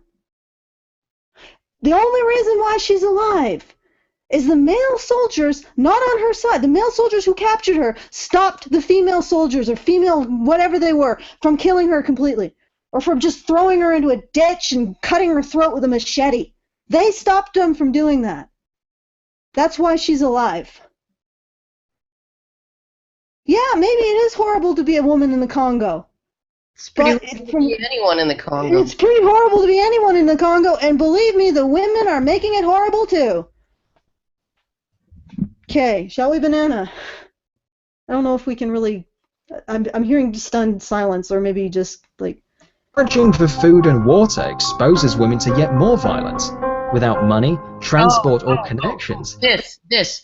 Searching for food and water out of the refugee camps or whatever, exposes women to more violence. Okay, now this brings me back to Tim Goldich's book, or the chapter of his book called Global Victim, which was published on National Coalition for Men's website, and I can provide the link if anybody's interested. But there was an entire Western news article called A Policy of Rape, and it was dealing with, I believe, the Congo and the conflict in the Congo, and they described that the women in the refugee camps would go out and collect firewood, and they would be raped by enemy soldiers, and this was the policy of rape, right? And it was confined to sort of the very bottom part of the article in this kind of weird offhand manner, right? When we asked these women, why don't you send the men out, right? There are men here. Why don't you send the men out to collect firewood? And the woman said, well, we're only raped. The men are killed. Oh, just the Congo. Why do they have to use the Congo? It's horrible for everyone in the Congo. And it's not like women are making it less horrible. And you know what? I shouldn't even say women. I shouldn't even say women or men. Because it's not women or men who are doing this. It's psychotic people who are probably themselves completely fucked up by the situation. Banana. Unless... I'm not hearing anything, so I'm just going to go for it. This is what they think American colleges are like, by the way. According to their statistics, American colleges are also up to Congo standard of rape. Their Congo standard of rape, in which loads of women are getting raped and something else, blah, blah, blah, blah, blah, yuckity, yuckity. Let's just... Banana... They have no way of escape. And even if they could, there is currently no legal body that would provide protection of their rights. Not to mention that a woman is not allowed to sign any paper without the approval of her husband or another responsible man, which can be a father... Why? Ask why! Why don't you ask why? Because she can sign a paper and make him responsible for what she signed. That's why! She is not responsible for the things. She can't be held legally liable for the things she signs because she's exempt, because he's responsible for her. He's responsible for paying back her debts. He's responsible for feeding and clothing and sheltering her. He's responsible for every material necessity that she has, right? And so when she signs a fucking paper and says, oh, I'm going to give my entire life savings to a fucking, and I'm going to promise to pay like $100,000 fucking dollars to this Ponzi scheme, right? Oh yeah, no, when the Ponzi scheme comes looking for the money, they're not coming after her, they're coming after her fucking husband. I'd like to note something here. You notice how she's doing the work and he's just probably just taking a break and also monitoring if this guy with the camera is going to get dangerous or not. But I just love how they've just sort of created this little vignette here. Let's just watch it. Or brother, if she's not married. Just, so and they're trying to imply something here. And I also love how, in a lot of ways, these liberals sort of, they sort of like, what is the word? They hide their racism in these narratives. Because they're saying something about that black guy. Look at the lazy, brutal, primitive asshole watching his wife work or his sister work. This is what they're saying about that guy. They're actually what's a good word for it? They are sublimating. They're thugifying him. They're sublimating their racism here, because they're just going to say, oh, she's a victim, but look at that brutal ape that makes her a victim. Oh, that's how they sublimate their racism. It's like when Eric Holder gave that speech, and he said, the leading cause of death for African American women aged 15 to 35 or whatever the fuck it was, right, is domestic violence. Are the apes they live with, right? Yeah, is domestic violence. Okay, now, he didn't come out and actually say in words, black men are evil, or black men beat their wives, or black men are particularly horrible, or black men are violent and brutal, right? He just kind of implied it because, if the number one leading cause of death for black women aged 15 to 35 is domestic violence, then who are the people killing them? And the statistic was not only completely fucking false, it wasn't even in the top 10 as far as I know, right? Homicide was in the top 10, but domestic violence homicide is a subset of that, so it wasn't even in the top fucking 10. And here you go. When they were called on it multiple times, that speech was up on the government, the White House website for years. They finally got called on it often enough, right, to make a what they called a correction, right? And the correction that they made was just a little notification at the bottom saying that it was based on outdated information. In other words, they were saying, well, at one time it was true, but it's not true now, when in reality it's never been true. The number one leading cause of death of black women has never been black men. Ever. But they're such apes. How could that be true, Karen? As long as you don't actually come out and say black men are like thuggish apes, right? And you just kind of imply it. You just imply it. You imply it through like you're doing it right here. We're doing it right here. This guy probably has to work longer or harder than the woman. And he's probably doing it to protect and provide for her. But let's choose the one moment where he's taking a break to imply that he is a thuggish, lazy black ape. So I know we're all misogynists. We're all misogynists, but they're even worse misogynists. I know we're all bad people, but they're even badder people. Oh, God. All right. Pakistan. 90% of women in this country suffer from domestic violence. And what percentage of them agree that those women should receive it? And also, we're sort of wondering about Afghanistan. It's the same basic culture. I guarantee you about 90% of those women who experience it say, yes, we had it coming because our culture and religion.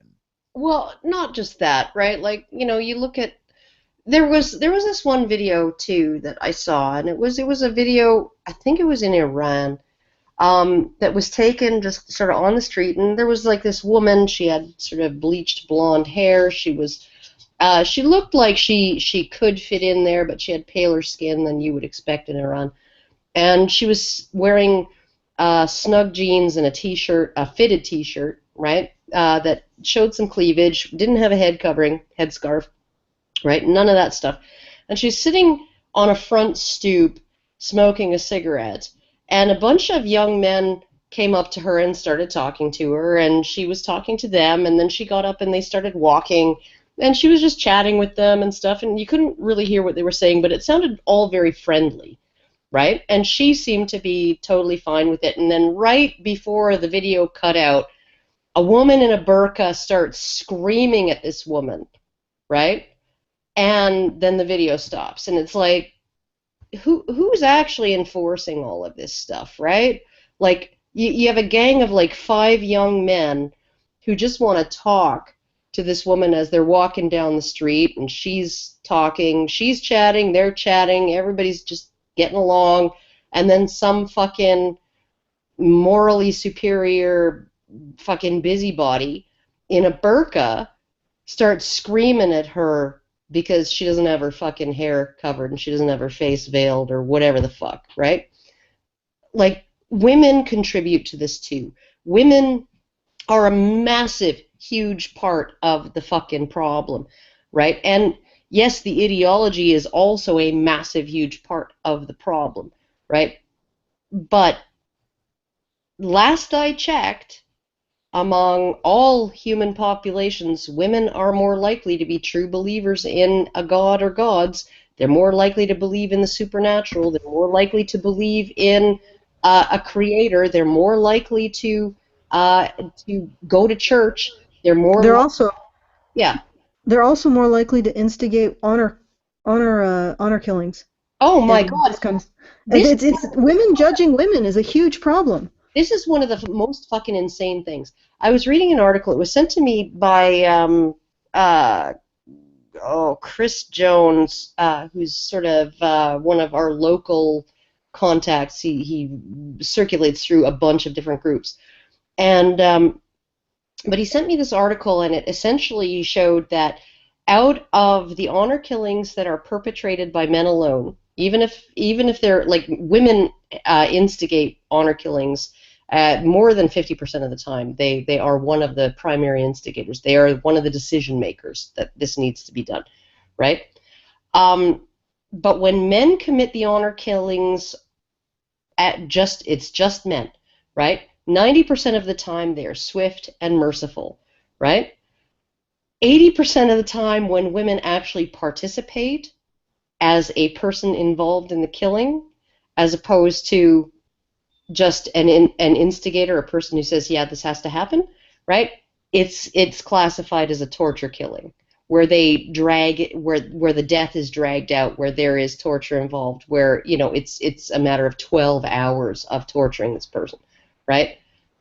So you tell me what's going on there. What the fuck is going on there?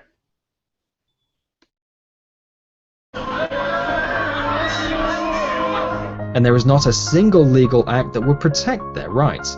In some regions, a woman can be raped for debts or misdemeanors of her.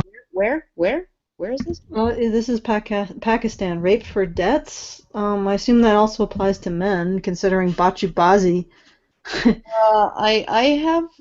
I would have to actually, like he said, there's no legal protection.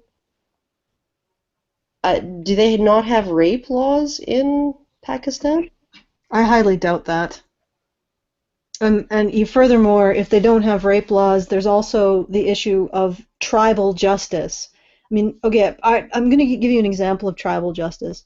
During Hurricane Katrina, there was a bunch of people who had to take shelter in, I believe, a stadium there.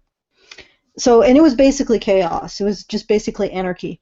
A place where most people say, oh yeah, women are going to be raped left, right, and center. You know what actually happened? A man was accused of touching a girl in a washroom, and he was lynched. And apparently it didn't actually occur. It was just an allegation, and he was essentially murdered right then and there, just like a fucking plucked chicken, dead right then and there in that moment of societal breakdown. And I realized reading that the real people who should be afraid of a societal breakdown are men, because there is no justice system standing between them and a false accusation. There's only the fury of the crowd.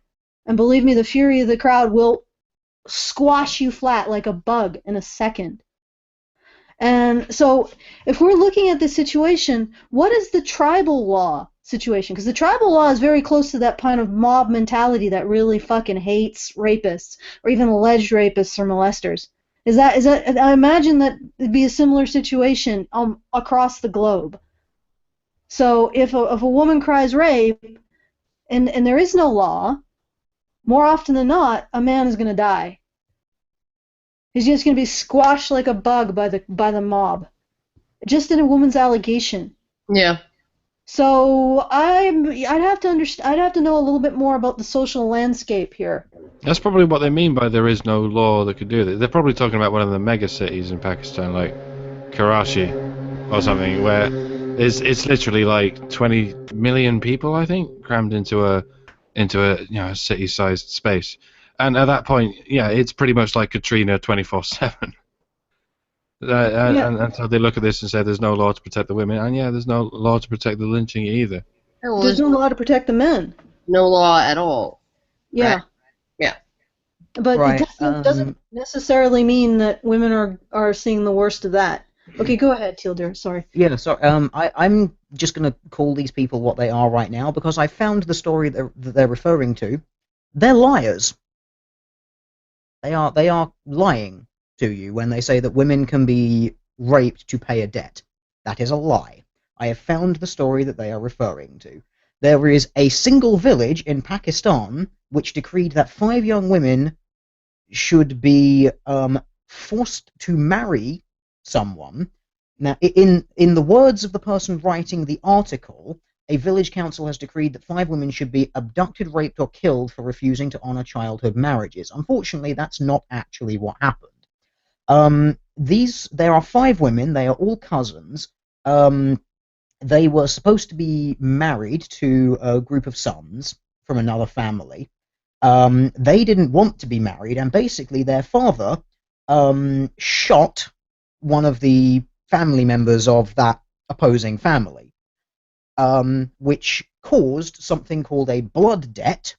And then the village decreed that because he had instigated that, there was now a blood debt to the family, and those women would have to marry those sons to pay off the actions of the father attempting to defend them from that marriage. So it's a forced marriage. It's not actually, you can be raped to pay a debt. It's no, they're just forcing them to get, and therefore they assume, because the marriage is non-consensual, that any sex would be non. So it's a big assumption that rape is going to happen. But it's not actually, oh, if a woman owes you money or something, you can just go and rape her. It's based on one story and one sensationalist thing from this. Oh my God. It's basically a lie.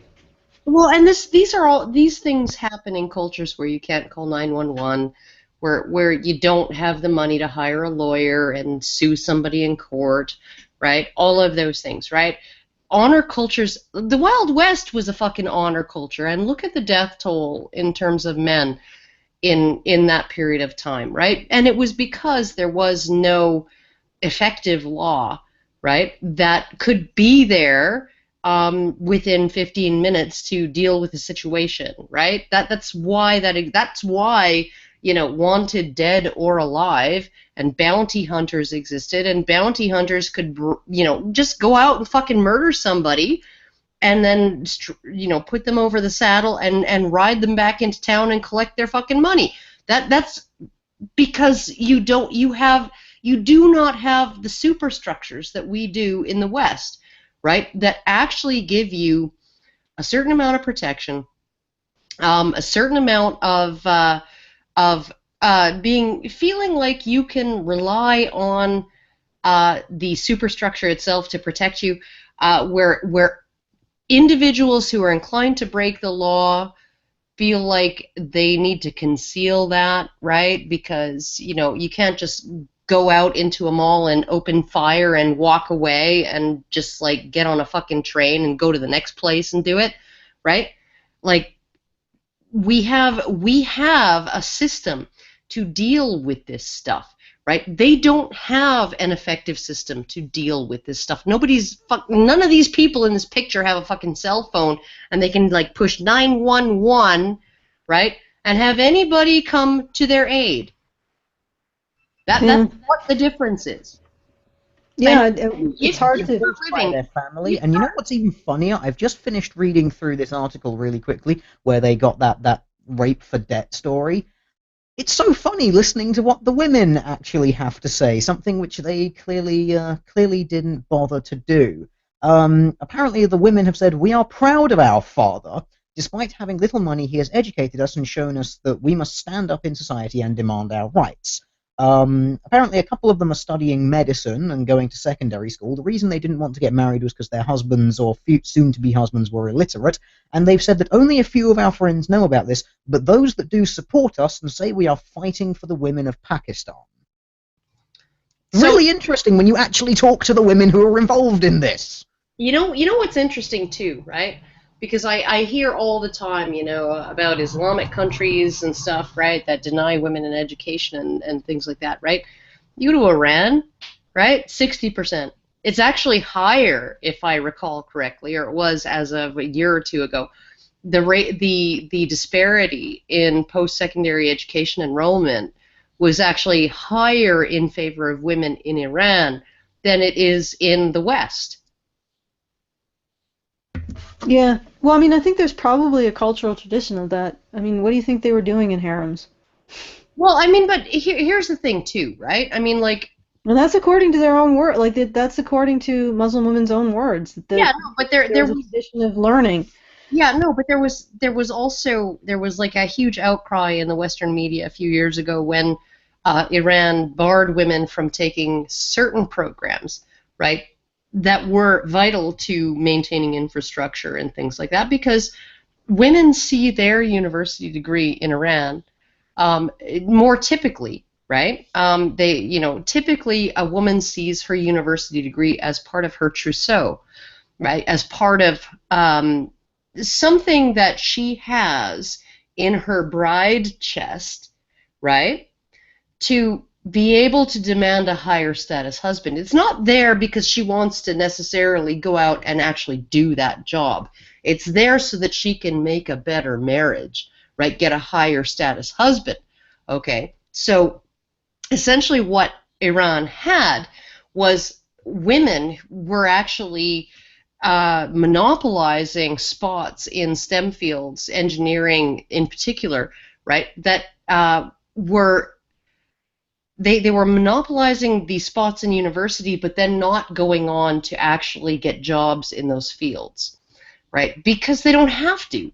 Because in Iran, under Sharia, under the system that they have, which is based on Sharia, right, they are entitled to their husband's support, and so therefore they don't actually, there's no requirement for them to do anything with that degree, right? And so they're displacing men out of these programs that are vital.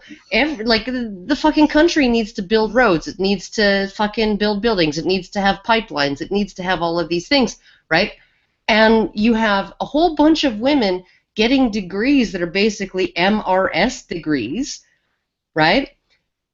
And displacing men from being able to get them and go out and get the jobs that, that the country requires to be done, right? And so there was this huge outcry in the West. Oh my God, they're barring women from going into engineering in Iran. Well, fucking no, duh. They're just using it as like a little fucking plaque they can put on their wall and say, well, now I want a man who makes 10,000 fucking whatever rials or rupees or whatever the fuck it is more a year. Now I can have a better position at the bargaining table when I negotiate my Maria. Right? Okay, I gotta banana this sucker, because we have to be done shortly. All right, ready? Are you guys ready? We're going into the hyperspace. Husband. Sudan. While Sudanese women have made strides under reformed laws, the plight of those in Darfur in Western Sudan has worsened. Abduction, rape, or forced displacement has destroyed the lives of more than 1 million women since 2003. The Janjaweed militias have used systematic rape as a demographic weapon, but what are they doing against the men? Like every single one of these things, every single one of these things is a war-torn region with one group being violent against another. Well, that's what happens in war. So what you're saying is that these women are oppressed by being in a war-torn, so are the men. You're basically saying nothing here. Does anybody else want to pipe up for this? Well, I would really like to know. It's ruined the lives of 1 million women. It's probably ended the lives of 1 million men. No, who cares, right? We're not really talking about women compared to men. We're talking about women compared to men. No, but we're not actually comparing them to men. We're talking about women in the Sudan compared to women in like the most expensive neighborhood in London. That's that's not a loaded comparison. All right, Teal Deer, Mike. Can I just point something out here again? They're using a lot of A, war-torn regions, and B, they're using war-torn regions where the Geneva Convention does not exist. And that's a very, very big consideration, which I'm just noticing when they're doing this. Things that people might not know about the Geneva Convention, there's various articles in it about maintaining order and societal order in the absence of the actual country's authority that you're in. So, for instance, if you take over an area of land, your Western military occupies an area of land, and say it's a town or a city or something like that, you are legally obliged under the Geneva Convention to maintain their hospitals, maintain their schools. The force that is taking that area of land or has occupied it is legally obliged to maintain civil order in that area as if the war is not happening. Those are the rules that every single like NATO country has signed on to. They're taking these countries that have not signed on to these things where displacing people, raping them, and all that stuff is just common parlance because there's no actual sort of legal reason not to. Essentially, It's just bizarre. Again, they're basically just saying war is terrible for people. Well, fucking done. We already knew that. Great.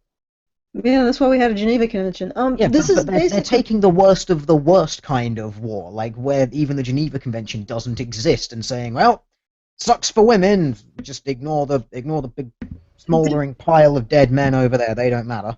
Hey, this video really should be titled 10 Most Horrible Countries to Be Born a Person. yeah, of course they should. And to be quite honest, it's also probably not very good for the animals either. Did Teal Deer, did you ever because Gads had when I had my little chat with him, and he mentioned this one Jewish researcher, female feminist Jewish researcher, who was she essentially was doing research to try and find incidents of war rape perpetrated by Israeli soldiers against Palestinian women. And when she couldn't find a single incidence of war rape perpetrated by Israeli soldiers against Palestinian women, she concluded that the reason for this was obviously that Jewish hatred of Muslims and Israeli hatred of Palestinians was so intense that the Israeli soldiers wouldn't even rape a Palestinian woman. Ugh. Of course, it makes perfect sense. I know. You hate someone so much you don't want to rape them. It couldn't. I love this. We live in a world where not wanting to rape someone makes you a terrible person now. It couldn't possibly be that the Israeli soldiers, number one, have it drilled into their fucking heads during training that this is not allowed, right? That they abide by the terms of the Geneva Convention, or at least abide by the ethics. I don't know if they've signed on, but they abide by the ethics of it.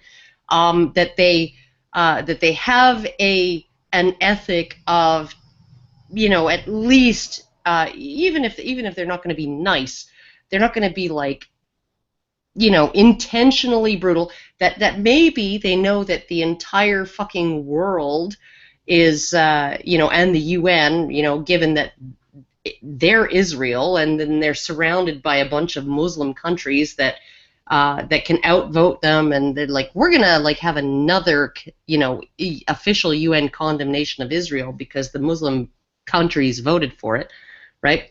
And that the entire fucking world is watching their behavior, right? It couldn't be any of that.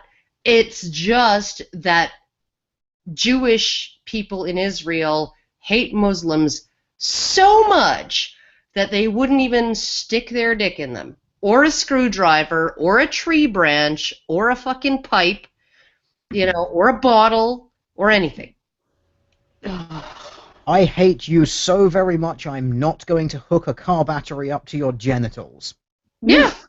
Right. Yeah, exactly. God, that is a burning hatred that I've never been able to match. All right. I don't know about you, but when I just meet my best friends, I love to just stand them in a paddling pool and take a couple of electric cathode sponges to their nipples. That's basically my way of shaking hands. Well, don't get me wrong. I think there's room to criticize Israel. There is definitely room to criticize Israel. But, okay, I don't think that, they're not raping Palestinian women because their Islamophobia is just that intense, is really where any valid criticism should be coming from. So. Yeah. It's studying war through a feminist lens, and we happen to have a lot of feminists here, so it seems normal. And these are the fantasy stories they tell, in place of the objective journalism we used to look forward to. But what amuses me is there's probably at least one feminist reporter somewhere in Sudan, and I have to wonder what stories they're telling about the West. about the rampant misogyny over here, the cyber violence and whatnot. The high Men send electronic criticisms to women saying, "I won't rape you." the high heels. Oh my God, the horror. The high heels and the unrealistic beauty standards and the fat phobia. Right? Okay, you know what? You know what would eliminate fat phobia in Western culture? Is if all women were dressed like this woman. Because I can't tell if she's fat or skinny. Nobody Uh, can. all right. Let's banana. Access to justice is almost impossible for the female victims of violence. Somalia. In the Somali capital, Mogadishu, a vicious civil war has put women who were the traditional mainstay of the family under attack.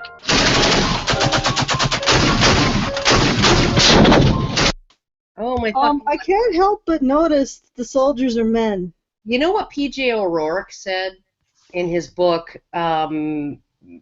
Oh fuck, I forget what book it was. It was All of the Problems in the World or some shit like that. It was All the Trouble in the World or something.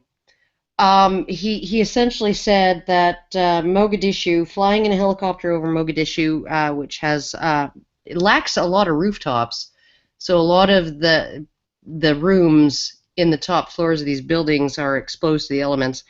He said it was like it was like flying over a gigantic board, game board for the game Clue, and the end of the game was who did it was everybody with an AK-47 in the toilet.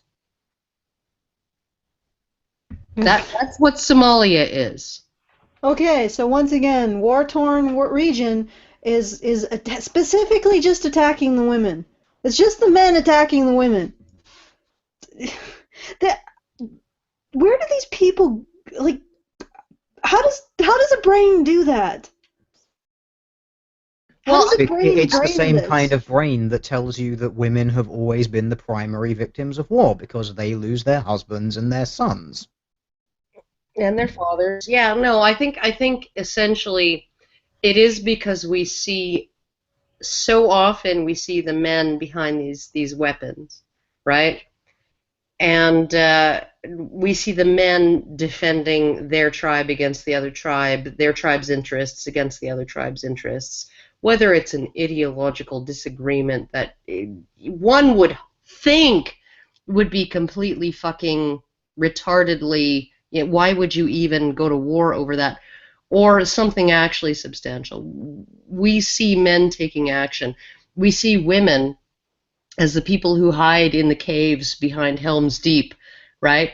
With the children hugged to their chests, listening to the thumping of the orcs outside, right? So we can envision the men, right, as the orcs, and we can envision humanity as women and children huddling inside caves. I think that that's really what this is.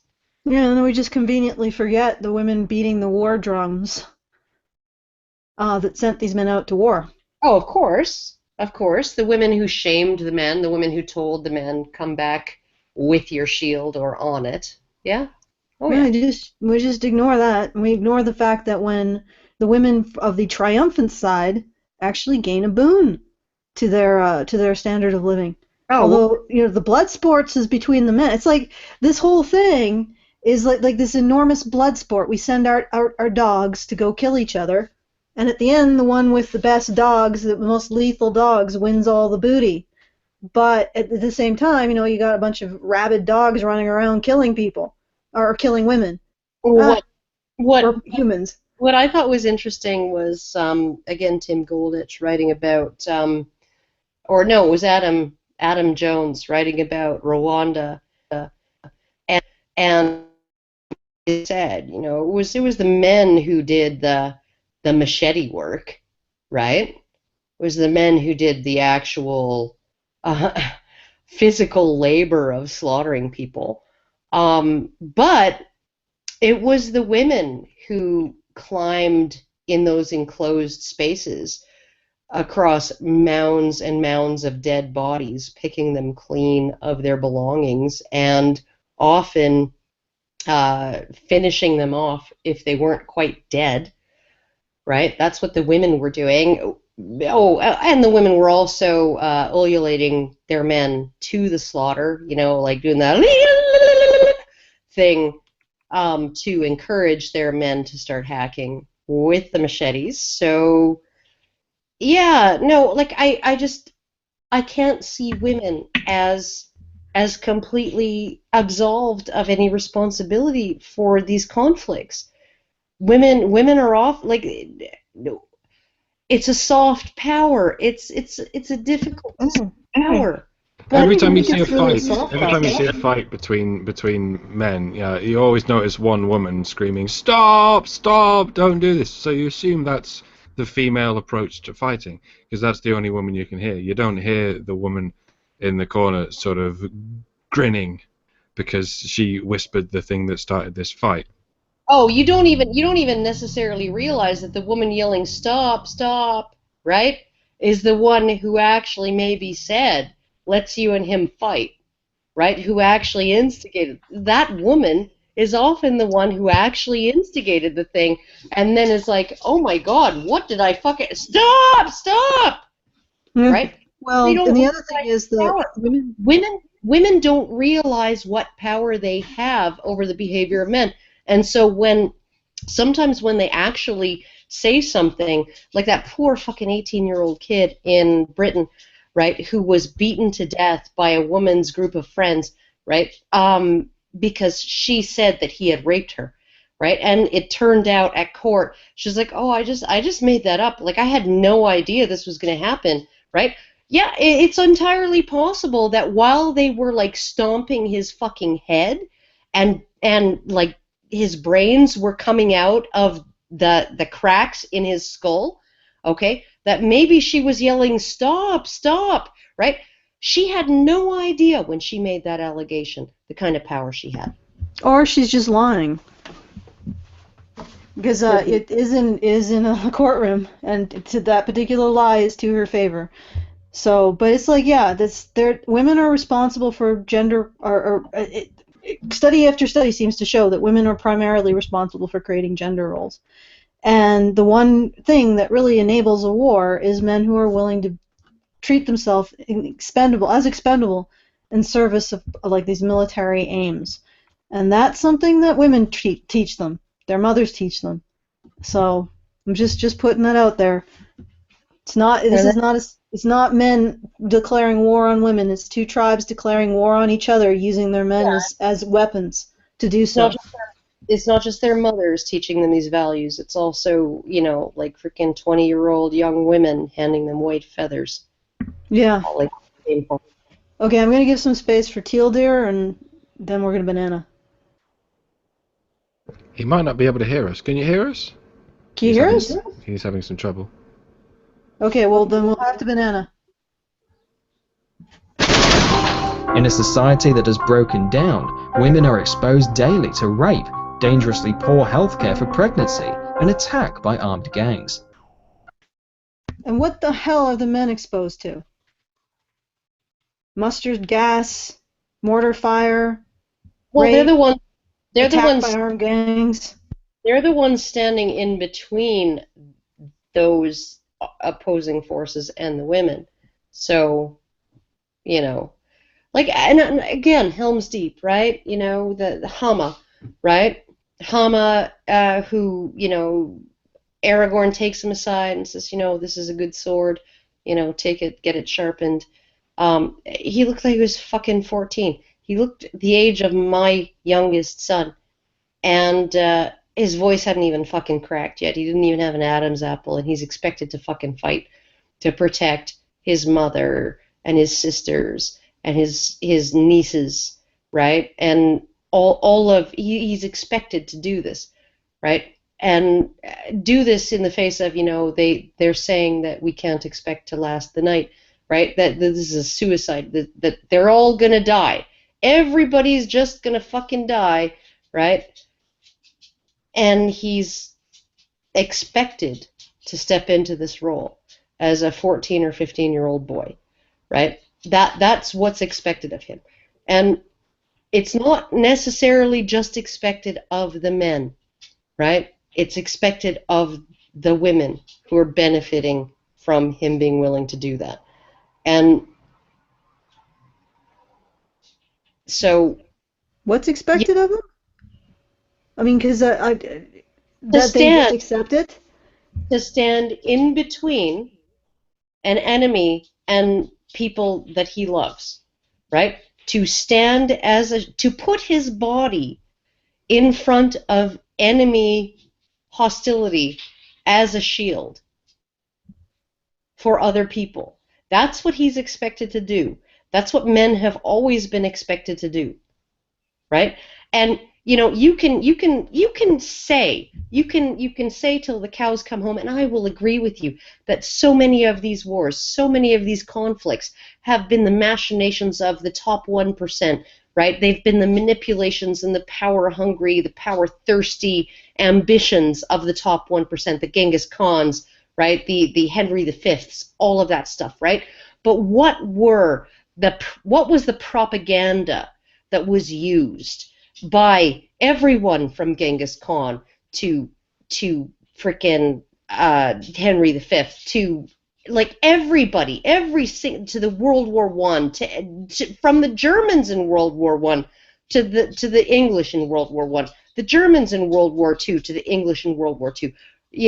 It's your duty to step in and do and contribute to this conflict, contribute to this war, to protect the ones you love. That is what your duty is, right? So the average fucking foot soldier had no fucking interest in the outcome of the war. All he was fighting for was for the well-being and the protection of those who he loves, right? Particularly his women and children. And when you actually look at the times, right, in what's the best example of this from literature? Last of the Mohicans, okay, where they had actual men who signed on as a voluntary militia with the British, right, against the French, and then their homes, right, their homesteads began to be raided by Indians, and they wanted to go and defend their homesteads, and that was what caused desertions. That was what caused they were willing to freaking to volunteer to protect an idea, but when it came right down to it, they were willing to face the noose to go protect their families, right? That is what the people who start these fucking wars use. Yeah, looks like you're having some technical difficulties there, Karen. You might want to mute. But yeah, you're right. It's an exploitation. Like war is not, and what feminists will say is that this is all to be blamed on men because it's men doing it, men fighting. This is an exploitation of men. I mean, even the guys on the top, the men on the top, they're also part of being expendable. I mean, if the male half of the 1% really fucks up, they're gonna get a bullet through their head. They're gonna be assassinated. I mean, look at what happened to Gaddafi and Saddam Hussein. They're dead very brutally. They were killed very brutally. So even the male half of this 1% of this game doesn't get out alive. It's and it's all a result of the I guess what Karen was saying, men's desire to protect women and children, and it's an exploitation of that, and turning men into attack dogs. So I'm gonna just finish this off. I can't hear anybody. So can you guys still hear me? Yeah. Teal dear, are you back with Among the Living? I guess not. Oh my goodness. He's not? He's still having trouble? Says he can hear, but he can't speak. His audio input has stopped working. Okay, well, let's banana because we got about 10 seconds left. I know it says that we have 20 seconds, but the final 10 seconds is just filler, so. Chat.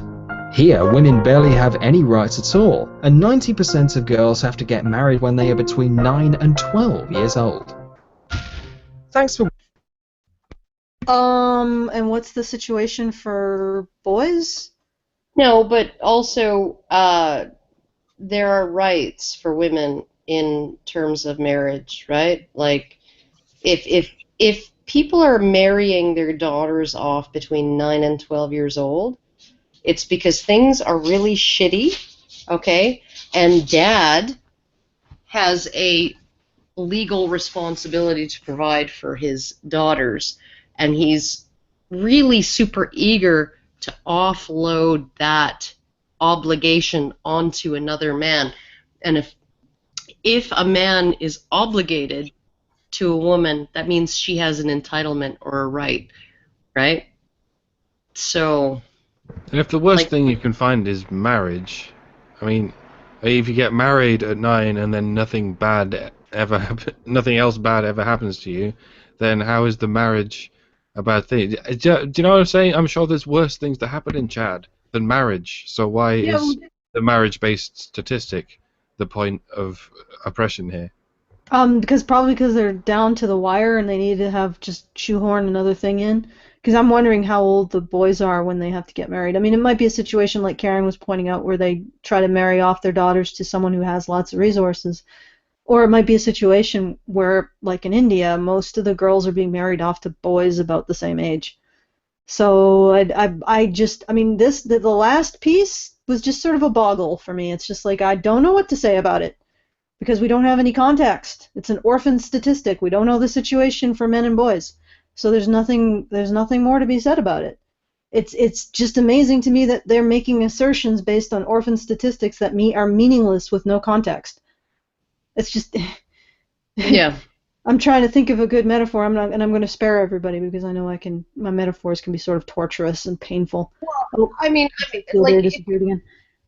if you look at that one thing, they said about Afghanistan that it's like the one country in the world where female suicide rates are higher than male, right? And then you're like, okay, so all of the other countries in the world are the worst countries for being male.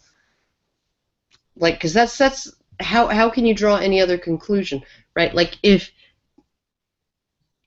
the suicide rate is anything to actually judge by, right, how bad things are for women, then it should be something that we can use to judge how bad things are for men, right? And so in every other country than Afghanistan, things are just automatically, we can assume that they're worse for men because, in general, because more men commit suicide in every other fucking country.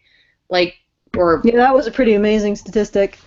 wait, it was Afghanistan is the only country in which women commit suicide more often than men. Every other yeah, country, men that means commit. it's like super horrible for women. Yeah, no, and if that's the case, if that's what makes a society horrible for women, then like um, most countries, it's like 4 or 5 times, well, 3 to 5 times the rate, you know, About there. um, for men. I'm not sure if we should just keep going until Teal Deer. I think Teal Deer might be restarting his computer to see if that fixes his audio.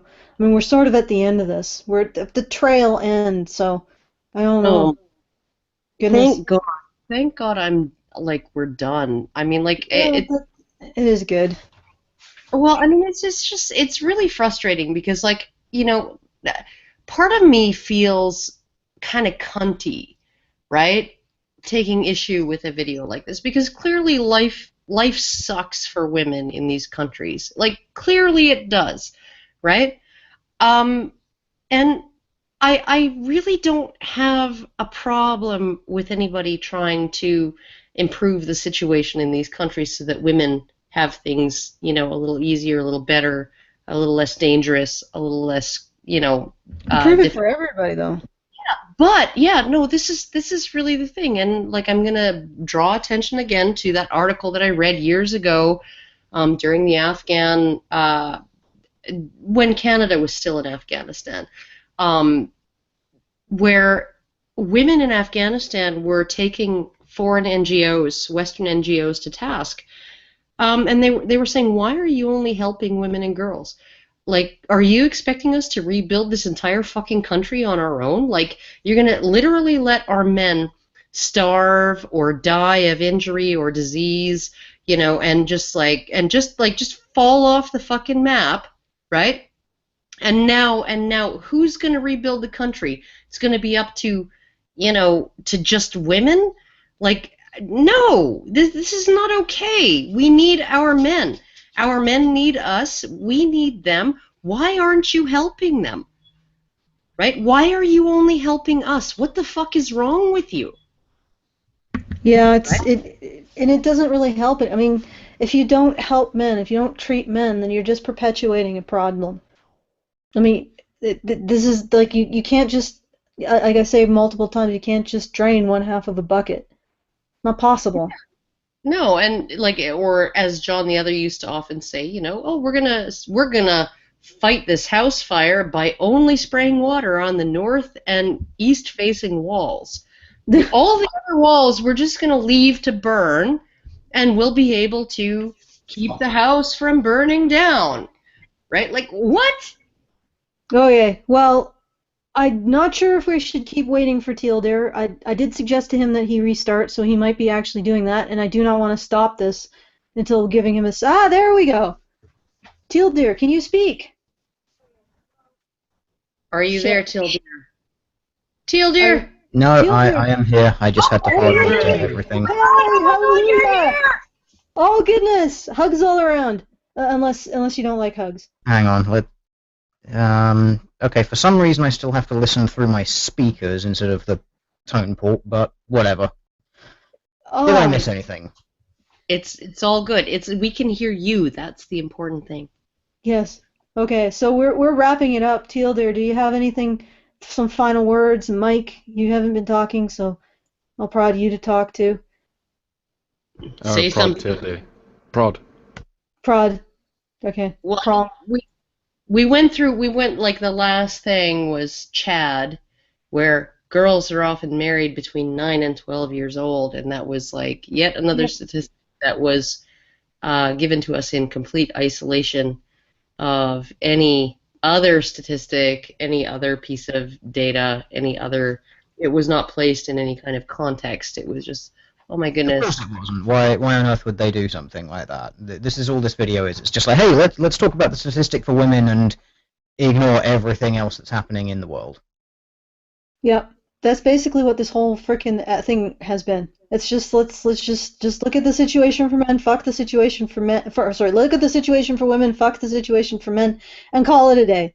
And this makes sense to people. It makes sense to people. I would say even the women in these regions respond by saying, "Hey, we need our men too. You can't just fuck them over," and they can't get through to the kind of people who make videos like this, because the kind of people who make videos like this, I feel it justifiable to fuck men over for the things they type on Twitter.